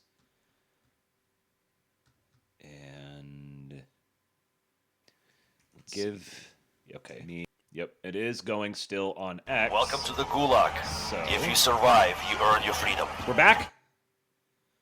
We back? It hasn't come back up for me on Kick, but it's still going on X. Okay, yeah, we're back. No idea what that was all about. But thankfully, the recording on Streamlabs just keeps going. So if you're listening to this afterwards, you probably had, you just heard me. You heard me mumbling and grumbling to myself about getting the stream back up again. I don't know what it was. I don't know if I don't think it's storming outside tonight. It was the other night, and the internet never went out, but whatever. Okay. A little tech cutting me off. Yeah, that's what it was. Okay, there was a couple of your guys' comments here that the Groypers graped him. I wanted to catch these before they get away from me. Nope, they got away. They got away. Oh, well. I think it was like Straight Buster said that he's never seen someone who can gem out and coal out like Nick does. And it's true. It's very true. What I was saying was, like, if you just saw the headline on some of these things and you internalize that as fact and then never revisited the issue, then, yeah, like, I would feel the same way he did. So this is why I say, like, I don't know if this is just a low information thing, but I mean, look at this clip here. This clip here, he's got 5.4 million views on Twitter from him talking about this. So he's definitely very good at getting eyeballs. And welcome to the Gulag. It continues if you to survive, you earn your freedom. Thank you, T-Con. Let's see what's happening. Resubscription. Logan resubscribed. Thank you. Thank you, guys. Appreciate you supporting the show. Yeah, Spudrucka says, have you ever watched any of his streams where he breaks something down in depth? The clips are ranting, but that's not his whole show every night. Right. He's, like, when I listen to him, probably, I don't know, 80% of what he says is phenomenal, and he's one of the best, most incisive commentators in the game right now. And then there's, like, 10 to 20% that just has me absolutely putting my head through my desk. And it's basically all of this stuff regarding Trump where it's like, this stuff would be the case if you, like, they're just factual errors. Like the thing with the immigrants, with the farm stuff. Like, it's just not true. 300,000 people deported? Literally not true. It's at least double that. And that doesn't even take into consideration self-deportations, the jobs numbers, like all this. So I don't know if this is like he just doesn't follow these things. And he's low information on this front because he's in some sort of, like, information silo. Or if he just has made this... His position is that he is going to be neither left nor right. That he is going to be an outcast. He's going to hold himself on the fringe. And he's not going to ingratiate himself to the administration. So he's just going to attack them constantly to pull them further right. But at the same time, he's also, like, angling at the left too while he's capitalizing on this. So I keep saying this, but I'm trying to reason out the threads here that are starting to tie together, because I'm seeing these trends that are picking up and gaining steam. And I don't know how much of this is intentional, but he seems like he's too smart to be this dumb. And by the way, hey, and get a load of this. Ro Khanna and Thomas Massie working together against the interests to compel the files. What do you think that has, a 90% approval rating? If you had progressive Democrats and nationalist Republicans working together, let's say to compel the release of the Epstein files, what kind of approval rating do you think that has? 90%? And again, Think about what he's talking about and the timing of when he's deciding to say this. For like the first time ever, now all of a sudden he's like, you know, maybe we need to be nicer. We can't be so harsh and cruel. We need to start uniting with the left. We need to build together this populist coalition. He's talked about these things in the past, sort of, but like putting it together in this package right now, while the corporate press is doing everything they can to attach him to Trump. I don't think you could just look at what he's saying in a vacuum. At the moment that the corporate press is trying to slander Trump with him as much as possible, he's being a lolbert. Yeah, Straight Buster, left-right populist coalition is peak retard. There's no way he genuinely believes in that. That's what I'm saying. Yeah. He's like diffusing himself at the moment that he's being associated with Trump. And what if they got together and they opposed foreign aid to Israel? What approval rating do you think that would have? 90%? What if they got together and worked on the basis of a common interest? Do you think that that Republicans or independents running under that brand, do you think that that would become more popular or less popular over time? 4 becomes 8, 8 becomes 16. It snowballs. And we need to propel someone into the White House that is just a populist. And here's where we're going to have to give. This is going to be the compromise. Very simple. The left. We need to propel someone into office who is just a populist. So someone who has a populist message. I mean, I can't help it. He's so anti JD Vance. He's been one of the harshest critics of JD Vance. And at the same time, everything that he says and does to me, I just see it as basically laying, like, just rolling out the narrative for JD Vance. The left has to give up immigration. That's simple. The left is going to have to give up. Look, we can have equity and we can have equality in the country. We can have civil rights. We can have all those things.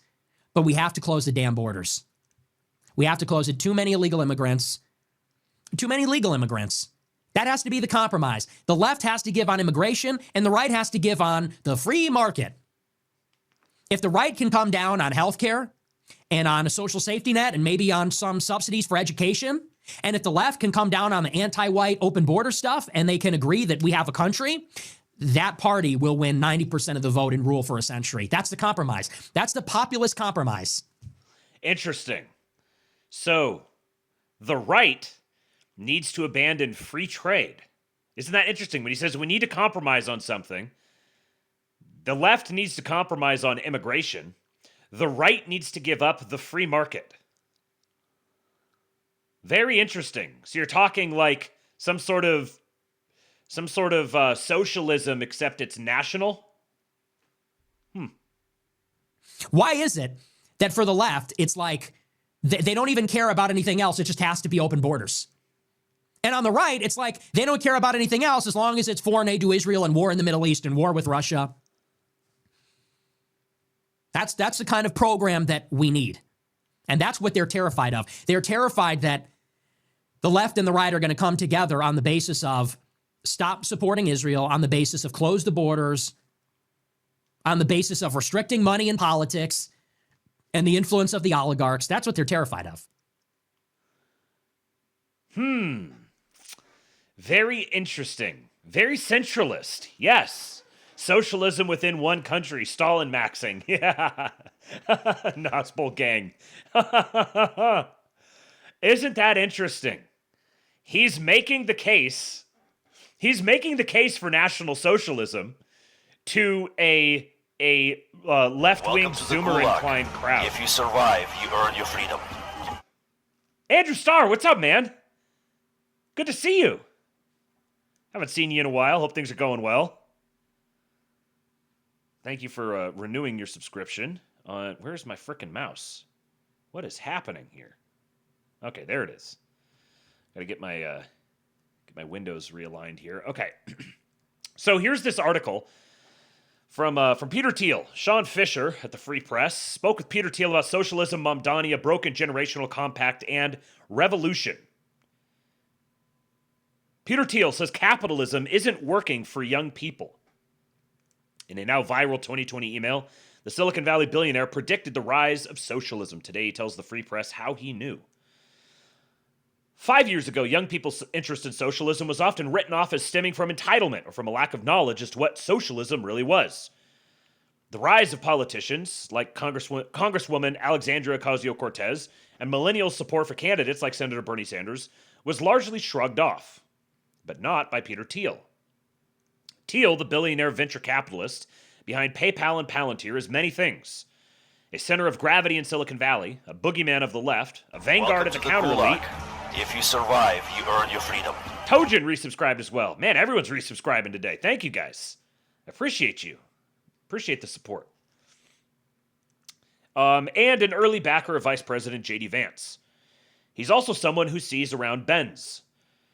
In 2020, he wrote a prophetic email to the prototypical millennial company, Facebook, urging executives Mark Zuckerberg, Sheryl Sandberg, Nick Clegg, and others to take young people's draw towards socialism seriously. The email has since gone viral in the wake of self-proclaimed Democratic Socialist Zohran Mamdani's victory in the New York City mayoral race. When 70% of millennials say they are pro-socialist, wrote Thiel, we need to do better than simply dismiss them by saying they are stupid or entitled or brainwashed. We should try and understand why. What did Thiel see in 2020 that no one else did? Are millennials, saddled with student debt and unable to afford housing, right to turn to socialism? Are we headed for a socialist revolution? These are just some of the questions I had when we spoke on Thursday. Our conversation is below, lightly edited for length and clarity. Question from Sean Fisher, the author and the interviewer here. In 2020, you wrote an email that's going hyper-viral right now in the wake of Zohran Mamdani's sweep in the New York City mayoral race. What was the context and inspiration for that email? Thiel. I had articulated versions of this email for a very long time. It wasn't just something that came out of the blue in 2020. When I started the Thiel Fellowship, where we gave people money to drop out of college in the fall of 2010, the one broad policy point that I kept hammering was this runaway student debt problem. If you graduated in 1970 with no student debt, compare that to the millennial experience. Too many people go to college, they don't learn anything, and they end up with incredibly burdensome debt. Student debt is a version of this generational conflict that I've talked about for a long time. The rupture of the generational compact isn't limited to student debt either. I think you can reduce 80% of culture wars to questions of economics, like a libertarian or a Marxist would, and then you can reduce maybe 80% of economic questions to questions of real estate. So, 80% of culture wars are ultimately a product of economic conditions, essentially. And then those economic conditions are largely a product of questions of real estate, actually owning property, actually having a vested interest in something real and tangible. It's extremely difficult these days for young people to become homeowners. If you have extremely strict zoning laws and restrictions on building more housing, it's good for the boomers, whose properties keep going up in value, and terrible for the millennials. If you proletarianize the young people, you shouldn't be surprised if they eventually become communist. Fisher. Can you speak to the idea of a generational compact? You recognized this disintegration before almost anyone else and noted that it would likely lead to a resurgence in interest in socialism. Thiel. Younger generations are told that if they do the same things as the boomers did, things will work out well for them. But society has changed very drastically, and it doesn't work in quite the same way. Housing is way more expensive. It's much harder to get a house in a place like New York or Silicon Valley, or anywhere the economy is actually doing well and there are a lot of decent jobs. People assume everything still works, but objectively, it doesn't. Boomers are strangely uncurious about how the world is not really working for their kids. It's always hard to know how much bad faith there is or how bad the actors are. I think it's odd that people thought it was odd that I was complaining about student debt in 2010, when even then the growth in student debt was an exponential process. The national student debt was $300 billion in 2000, and it's now more than $2 trillion. At some point, that breaks. Fisher. Exit polling after Mamdani's victory shows that his voters were likely motivated by two things: high rent and student debt. His voters were largely college-educated city transplants, renters, and people under 30. Does his victory prove the thesis you laid out in your 2020 email? Thiel. I'm obviously very biased against socialism. I don't think socialism has solutions to these problems. I don't think Mamdani particularly has solutions. I don't think you can socialize housing. If you just impose rent controls, then you probably have even less housing, and eventually it's even more expensive. But to MAMDANI's credit, he at least talked about these problems. So my cop-out answer is always to say the first step is to talk about the problems, even if you don't know what to do about them. There's been a failure of, let's say, the center-left, center-right establishment to even talk about them. I don't know if I would say that young people are pro-socialist. I would say they are less pro-capitalist than they used to be. If capitalism is seen as an unfair racket of one sort or another, then you'll be much less pro-capitalism. So in some relative sense, they're more socialist, and even though I think it's more just capitalism doesn't work for me, or this thing called capitalism is just an excuse for people ripping you off. Fisher. But practicability aside, what do you think is the motivating factor? What does it mean to be alienated from capitalism to the extent that you feel compelled to vote for somebody despite the infeasibility of their own policies? Thiel. I'm always hesitant to speak categorically about all the voters, but there's a part of all of this that even if I don't like it, I find at least understandable. It's not this weird mystery. You're not going to tinker with student debt at the margins like Biden tried to do and solve it. That won't work. And there's been all sorts of tinkering at the margins with rent control in New York that hasn't quite worked. So the idea is maybe we should look for solutions outside the Overton window. And that includes some very left-wing economic socialist type stuff. I don't think those ideas will ultimately work, but they're more than whatever was on offer. Cuomo did not have a plan for housing. He didn't even think it was an issue. And of course, he's been in politics and government for many, many years, so it's hard not to ask, why is he going to do something now if he hasn't done anything before? So I'm not optimistic about MAMDANI, but if you score it relatively, this is the kind of thing that's going to happen if you look outside the Overton window for solutions. Zoomer Dylan says, I hope Vance or Trump cut the student debt with the Jubilee. Yes. Yes. Something along those lines. There has to be something along those lines. And I'm very biased in this, and that I've got a ton of student debt that I have nothing to show for.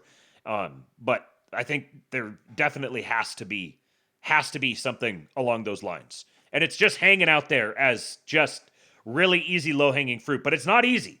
It's a very thorny problem because they have to maintain if they completely go overboard trying to attract the younger votes, then they will definitely lose the older votes. So they have to be able to thread this needle in some sort of way. And it's much easier to do that if you have a larger majority in Congress, because Congress is a big factor in a lot of this, and having to stare down an election is a big factor in all of this as well.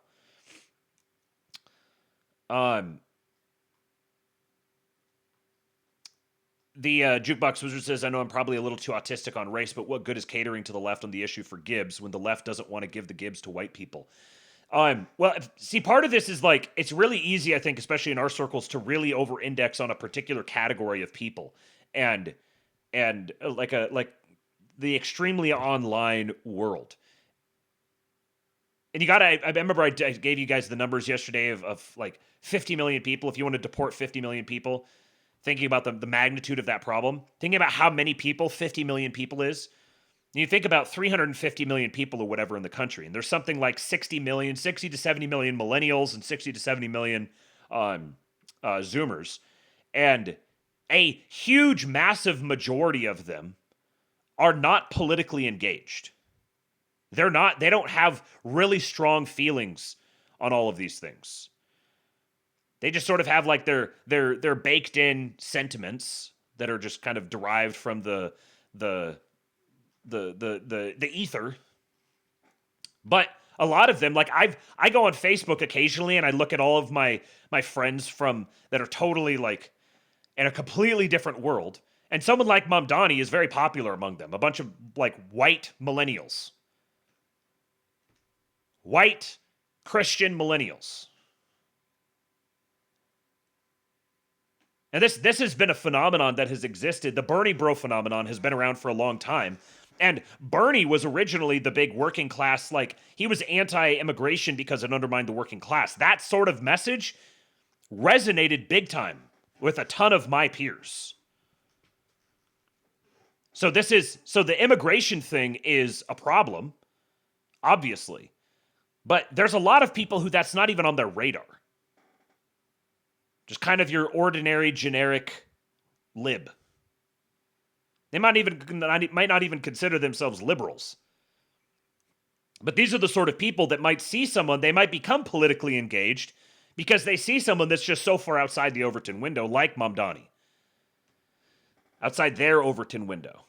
And that's the sense in which they and Mamdani and Trump have a lot in common. We'll talk about that more here after this article.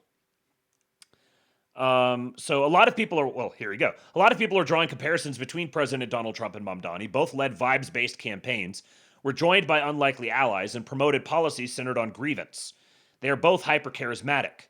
What do these similarities say about what most resonates with voters in our digital age? Thiel. I stress the negative.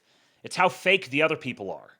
It's just the average, I'm not sure who to pick on, Jeb Bush or whatever, where everything is just precisely choreographed in this extremely fake way, and you can't say anything charismatic. There is some kind of authenticity to Trump and Mamdani. I'm not sure that they're perfectly coherent nor perfectly authentic, but this is what the establishment Republicans and establishment Democrats really don't like about Trump and Mamdani, is that they can't even call them inauthentic because both are somehow more authentic than what the parties have. He's saying he's not sure that they're authentic necessarily, but they can't be attacked on the basis of lack of authenticity because the establishment parties are even more inauthentic. If you're someone like Paul Ryan and you think Trump is fake, what does it say about you? What does it say about your lack of charisma and your lack of ability to speak to people? Fisher. In 2016, Trump rose to power due to economic despair in the heartland. This week, Mamdani rose to power due to economic despair in Brooklyn. Is the future of politics just class warfare? Thiel. Something went pretty haywire in the Midwest. Aspects of globalization had an extremely bad, disparate impact on a lot of the Rust Belt cities in the Midwest. One of the troubling legacies of the 28 years from 1988 to 2016, from George H.W. Bush, Bill Clinton, George W. Bush, even Barack Obama, is that people were strangely cavalier and indifferent about this. I really don't like the socialism of Mamdani, but I'm not surprised. Capitalism is not working for a lot of people in New York City. It's not working for young people. I don't think his policies will work, but I'm not surprised he won. In some sense, we're in this multi-decade political bull market where politics is becoming more intense. People are looking to politics to solve problems. We have this relentless intensification of politics. And I would like this not to be the case. Spoken as a true Girardian. It would be healthy if we had elections in which fewer people voted. I think the turnout was pretty high in New York. I think it would be healthier if people didn't care. If it didn't matter who was mayor and people just didn't vote. But we're in a bull market of politics. It's good for your job in media, but it's not great for our society. Fisher. It would be healthier if people didn't vote? Thiel. It would be linked to a healthier society. It wouldn't matter who's president because if everything's going reasonably well, the stakes are not that high. It wouldn't feel this existential. Whereas if we have less growth, or if the growth is very uneven, and if everything feels very zero-sum, then somehow the stakes in politics get very high. And maybe it's actually really bad if your side loses an election. Yes, Thiel is king-pilled, indeed. I've been telling you guys. I haven't done a precise study, but I imagine people were less engaged in politics in the 80s and 90s, and then it started to turn around at some point. Maybe 2008 was the year when people started to get a lot more engaged, and then it's been steadily building ever since. This political bull market is an unfortunate reality. It's correlated with things that are not great. Fisher. Revolutions are often led by dissatisfied, frustrated elites. Maximilian Robespierre, Vladimir Lenin, Joseph Stalin, Mao Zedong. Elites who are downwardly mobile, whose expectations of their lives are lesser than that of their parents. It's kind of interesting. That's not really a question, just a statement. Thiel. That's obviously the boomer-millennial dynamic in spades. Boomers had crazy expectations for themselves, and there were some ways in which they didn't succeed. Then they projected all their crazy expectations onto their kids in a world where achieving them was completely unrealistic. There are some dimensions in which the millennials are better off than the boomers. There are some ways our society has changed for the better, but the gap between the expectations the boomer parents had for their kids and what those kids actually were able to do is just extraordinary. I don't think there's ever been a generation where the gap has been as extreme as for the millennials. The gap being the gap between expectations that their parents had for them and what they actually accomplished. Fisher, so are we headed for revolution? Thiel. I still find it hard to believe because communism and fascism are youth movements. And the demographic reality is that there are a lot fewer young people than there used to be. People are having a lot fewer kids, and so we have more of a gerontocracy. which means that if the US becomes socialist, it will be more of an old people's socialism than a young people's socialism, where it's more about free healthcare or something like that. The word revolution sounds pretty high testosterone and violent and youthful, and today, if it's a revolution, it's 70-something grandmothers. He's, sounds exactly like Yarvin here. We'll see how much MAMDANI can do as mayor of New York, but I would say it's symptomatic of things being very unhealthy. It's symptomatic of establishment parties not tackling certain very basic problems, of having broken this generational compact. I would prefer people to focus more on solving this generational problem. If all you can say is that MAMDANI is a jihadist, communist, ridiculous young person, what that sounds like to me is that you still don't have any idea what to do about housing or student debt. If that's the best you can do, you're going to keep losing. Fisher, if in 10 years you were pleasantly surprised by the state of America and the world, what would have happened to make it so? Can you walk us through how the next decade could go as well? Thiel, this is an obnoxious answer of sorts, but it'd be like the political establishment, the leaders we have, will actually solve some of these problems. And this is the last time we're going to have this conversation. And if you ask to talk to me a bunch of times over the next 10 years, that won't be healthy, because it will be because these problems haven't been tackled or solved. The reason I'm talking to you and the reason we're having this conversation is that we both suspect that this is going to be the first of many.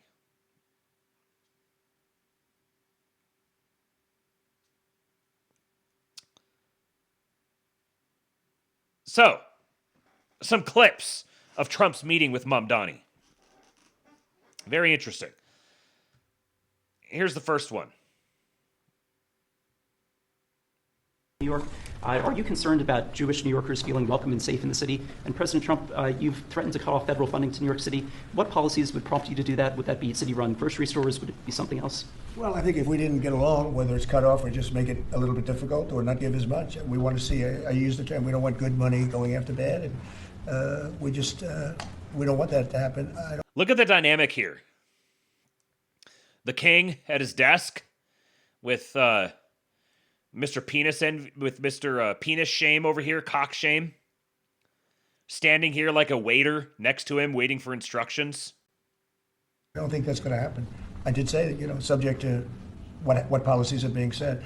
We had a meeting today that actually surprised me. He wants to see no crime. He wants to see housing being built. He wants to see rents coming down, all things that I agree with.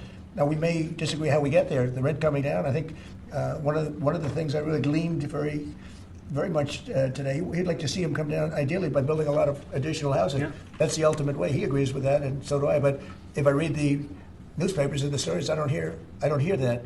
But I heard him say it today, and I think that's a very positive step. No, I don't expect. I expect to be helping him, not hurting him. A big help, because I want New York City to be great.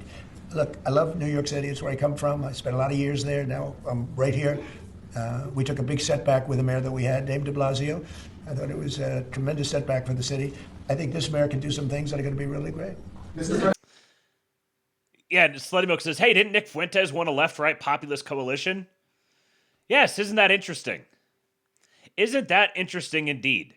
Right at the same time that Nick's talking about a left-right populist coalition addressing matters of cost of living and such things, you have this meeting between Trump and MAMDANI where everyone kind of expected, I think, there to be some sort of drama here.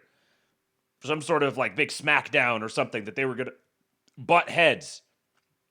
And here, actually, Trump comes out, he's very magnanimous, he's very complimentary, and it's kind of, obviously this is, maybe not obviously, because I didn't have this opinion before. I kind of just had no opinion, and I was going to wait to see what would happen.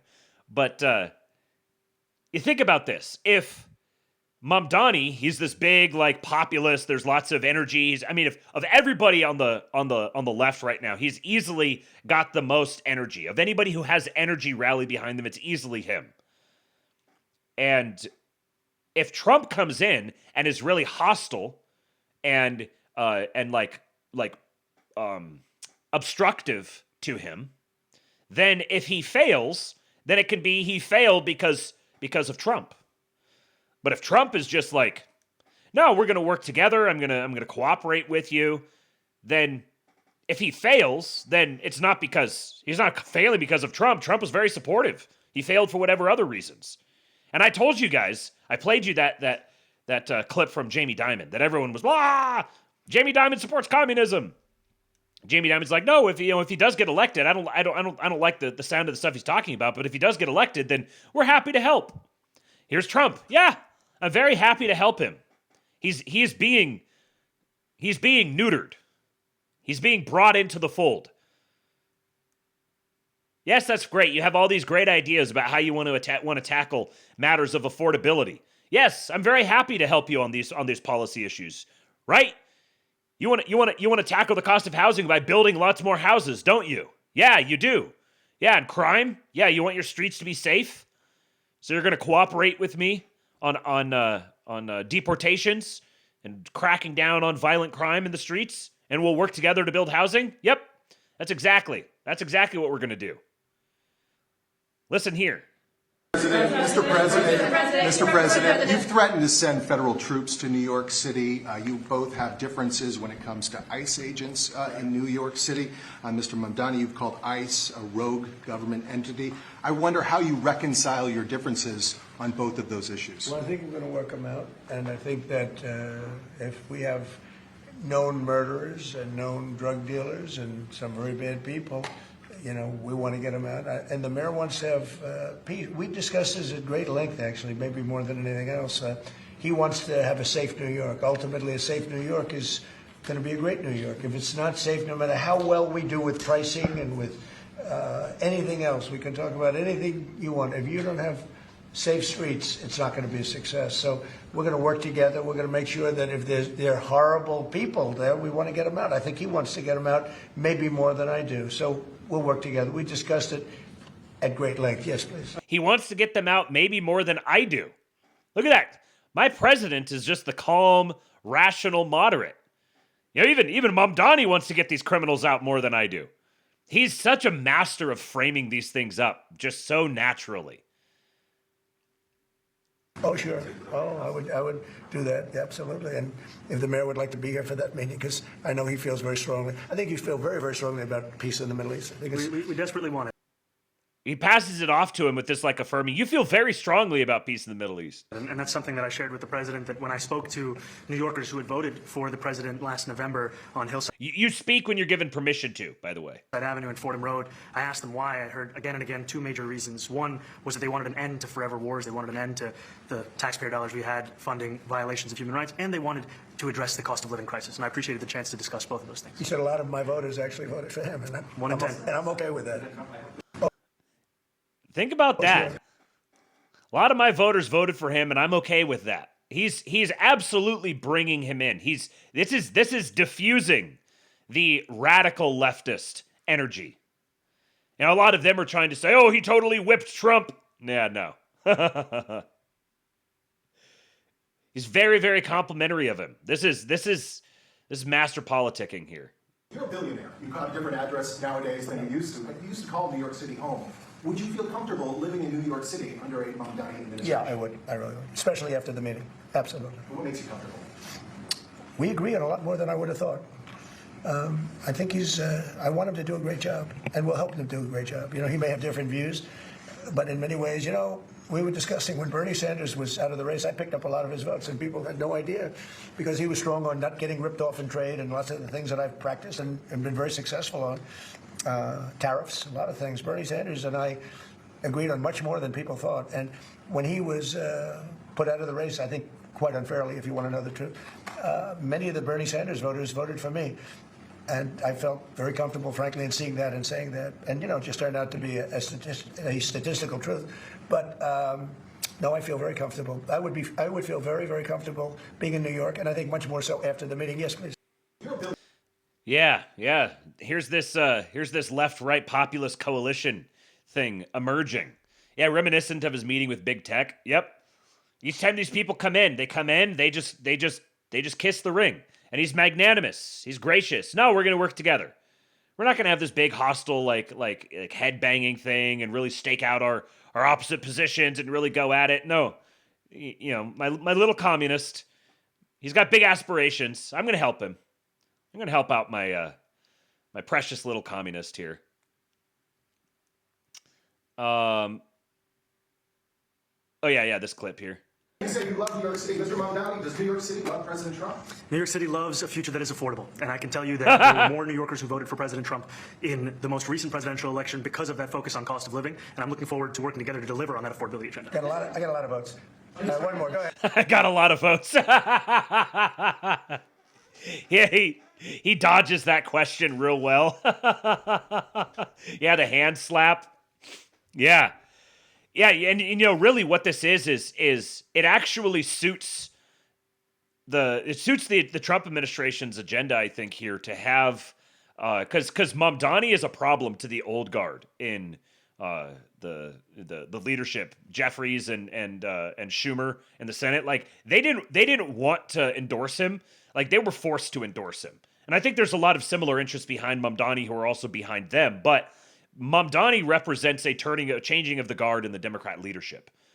And so you're really, well, I'm going to save some of those thoughts because I have something else that addresses this later on. So I'll just save it for that. We'll go to the next clip. Here. This becomes, what I'm saying here becomes very clear with this clip. Thank you, Mr. President. Do you view the mayor-elect as the true leader of the Democrat Party? And do you think leadership... Do you view the mayor-elect as the true leader of the Democrat Party? Watch Trump. Do you view the mayor-elect as the true leader of the Democrat Party? And do you think Leader Schumer and Leader Jeffries, have to follow his lead? Well, look, I hope they have great leaders. This is a man that right now I think is focused in New York City. I really think he has a chance to do a great job. We're going to help him, but I really think he has a chance to do a great job. But I'll let you answer that. Do you consider yourself the leader of the Democrats? I think it's more appropriate for him. I consider myself the next mayor of New York City, and I keep my horizons firmly on New York City, and I appreciate the meeting with the president, which focused again on the 5 boroughs and whether New Yorkers could afford to live there. By the way, being the mayor of New York City is a big deal. Absolutely. I always said, one of the things I would love to be someday is the mayor of New York City. Being the mayor of New York, and especially now. Isn't that interesting? Huh? So he's like, yeah, you answer the question. You tell him. What do you think? You think you're the leader of the Democrat Party? And he's like, no. He gives the very political answer. I'm just focused on New York. And Trump's like, okay, great answer. By the way, being the mayor of New York City is a really big deal. I wanted to be the mayor of New York City. There's like a kind of a self-deprecating element to this. But the subtext there is you're not just like a mayor of a city. The mayor of New York City, no, you are. You are the leader of the Democrat Party. He's elevating his own competition. I've talked about this before in other contexts. You can elevate your own competition. And it can be a power move to grant the legitimacy to the person that you want to be in opposition to. And he is a threat, in a sense, to the establishment Democrats. This is the radical wing of the Democrats. There's a bunch of Democrats who crossed the aisle and voted to condemn socialism or whatever at the same time that the Democratic Socialist is meeting with the president. So Trump is not letting him distance himself from the Democrat leadership. No, he's forcing him into the Democrat leadership position. This was the one, though. This was the clip. The massive clip. That will live on. One of the great moments. He's asked if MAMDANI is asked about calling Trump a fascist. To Stephen Nelson, he asked about your comment calling the president a fascist, and your answer was, both President Trump and I have been clear about our positions and our views. Are you affirming that you think President Trump is a fascist? I've spoken about... That's okay. You can just say yes. Okay. It's easier. It's easier than explaining it. I don't mind. And Mr. President, I wanted to ask you...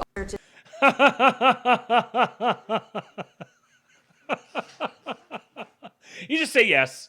Yeah, just say yes. It's easier. Just say yes. Trump didn't deny it, and Zoran didn't deny that he believes Trump is a fascist. It just happened. Hey, look who I just noticed. You guys see what I see? Nelson. Come on. Zoom in, you bitch. Look at that.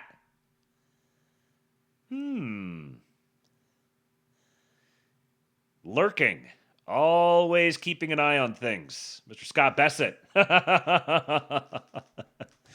Yeah, he's working with a guy he believes is a fascist, which means fascism is normal now. At the same time that we have this left-right populist coalition with an emphasis on nationalism and then like some socialism domestically. You guys see what's happening here? You see where these things are just regardless of who believes or wants or thinks or talks about whatever, these things are just kind of emergently coming to pass. Patriot John Doyle said it's easy to be the tough guy when you're in a room of friends, but pressed to stand by his own words, he immediately folds like a bitch, and President Trump the Merciful does him a favor and just relieves him of the embarrassment. Let's watch that one more time. He asked about your comment calling the president a fascist, and your answer was, both President Trump and I have been clear about our positions and our views. Are you affirming that you think President Trump is a fascist? I've spoken about... That's okay, you can just say yes. Okay. It's easier. It's easier than explaining it. I don't mind. Mr. President. He's also like, it's easier than explaining it. I know you're kind of a rookie. You're just this is your first time really kind of dealing with the media like this. So just don't even try to explain it with them, man. Like, there's this us versus them dynamic there. What a president, man. And there was a couple others of these. Here's this one. Aren't trains greener? She said, aren't, like you flew here on an airplane, aren't trains greener? I use every form of transit, and I want to make sure that they're all affordable in New York City, and that's why making buses fast and free is a centerpiece of our campaign. But if he flew, that's a lot quicker too. I mean, he's working very hard. For him to be, that's a very long drive. I'll stick up for you. You know, the plane takes you 30 minutes, and driving takes you a long time. So he sticks up for them there again. Plane takes you 30 minutes. The train takes a really long time. Yeah, Isaac, this is one of Trump's greatest moments. The last one. This is just this whole thing. Because I'm telling you, like, with the less politically engaged, sort of low propensity, younger voters, there's a lot of them that like MAMDANI. They find him compelling. So Trump getting into a pissing match with MAMDANI is probably not going to play well with younger voters. Him being like the friendly sort of protective uncle to MAMDANI and being like, no, I think he means well, and I'm going to bring him under my wing and help him out. That's an arc that I didn't expect. But I think there's legs to it. And this is a related one here. Similar clip. It sounds like you had a productive discussion, but just days ago you referred to President Trump as a despot who betrayed the country. You said Just days ago you referred to President Trump as a despot who would betray the country, and Trump chuckles. His worst nightmare and accused him of having a fascist agenda. I said that I would be Trump's. You said that you would be Trump's worst nightmare and accused him of having a fascist agenda. I don't know how well you guys can hear the clip because his voice is quiet. Are you planning to retract any of these remarks? Are you planning on retracting any of these remarks?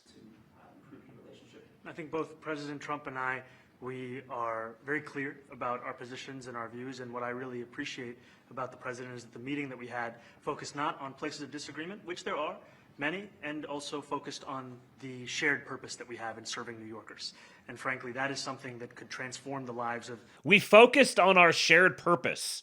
Like, this is what MAMDANI says, coming out of his meeting with Trump. The guy's a fascist.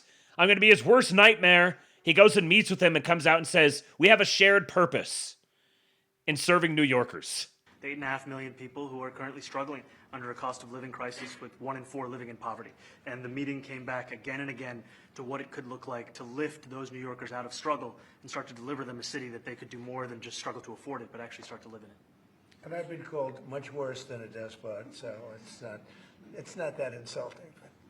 Maybe I think he'll change his mind after we get to working together. Yes, please. Maybe he'll change his mind after we get to working together. So I don't quite know what that comment meant.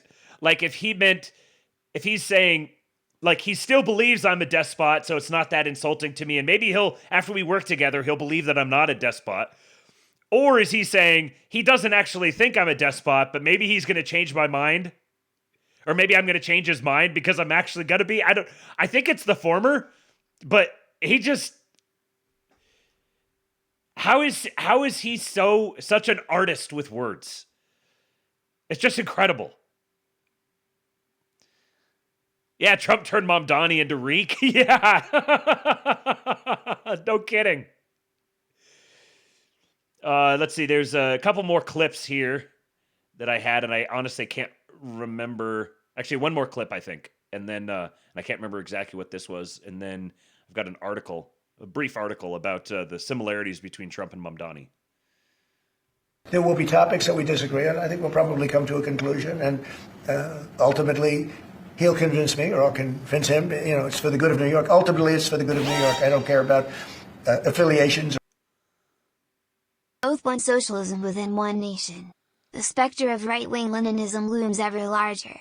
National Bolshevism is the most pro-natalist, anti-internationalist, socially conservative forces to exist. He has words. He has the best words. He does have the best words, indeed. This is with that. For any of you who are in the Kingpill Discord, if you didn't know who Justine is being the voice for, that should make it clear. National Bolshevism is the most pro-natalist, anti-internationalist, socially conservative forces to ever exist. I remember now why I had this clip in here. It's this thing that Trump says here. Affiliations or parties or anything else. I want to see if it's for the good of New York. Ultimately, it's for the good of New York. I don't care about affiliations or parties or anything else. I want to see if this city could be unbelievable. If he could be a spectacular success, I'd be very happy. If he could be a spectacular success, I would be very happy. I don't care about affiliations or parties. So this here from this article, Semaphore, what Donald Trump likes about Zohran Mamdani. The whole article, there wasn't a ton that was great in it, but this particular passage that Ben Smith pulled out, and Ben Smith is the former editor of BuzzFeed. He's like a total like Pod Save America type. He said he wrote this. In the days before Zohran Mamdani's victory, I heard a telling phrase from Washington's MAGA political class. Game recognized game. The context of this observation was President Donald Trump's begrudging fondness for my little communist, as he labeled the New York City mayor-elect. By November 5, the line was in the mouth of the MAGA zeitgeister Steve Bannon, who told his followers on War Room, game respects game. The notes of celebration in the White House reaction to Mamdani reflect something real. Trump and his circle disdained the Bush-Ryan-Romney Republican establishment and Clinton-Schumer-Jeffries Democratic establishment in equal measure. And they're eager to join a battle on the other side of the horseshoe, where left-wing and right-wing populists share a diagnosis that the American and global systems are fully discredited and are ready to fight it out for a new world order.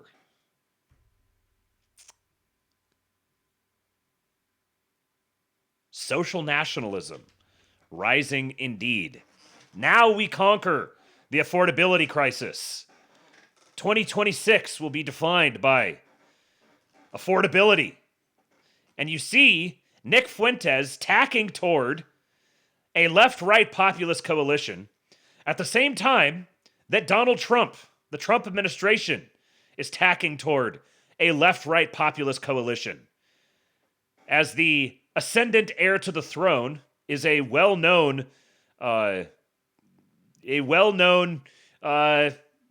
populist with maybe social nationalist inclinations, Catholic integralist influences.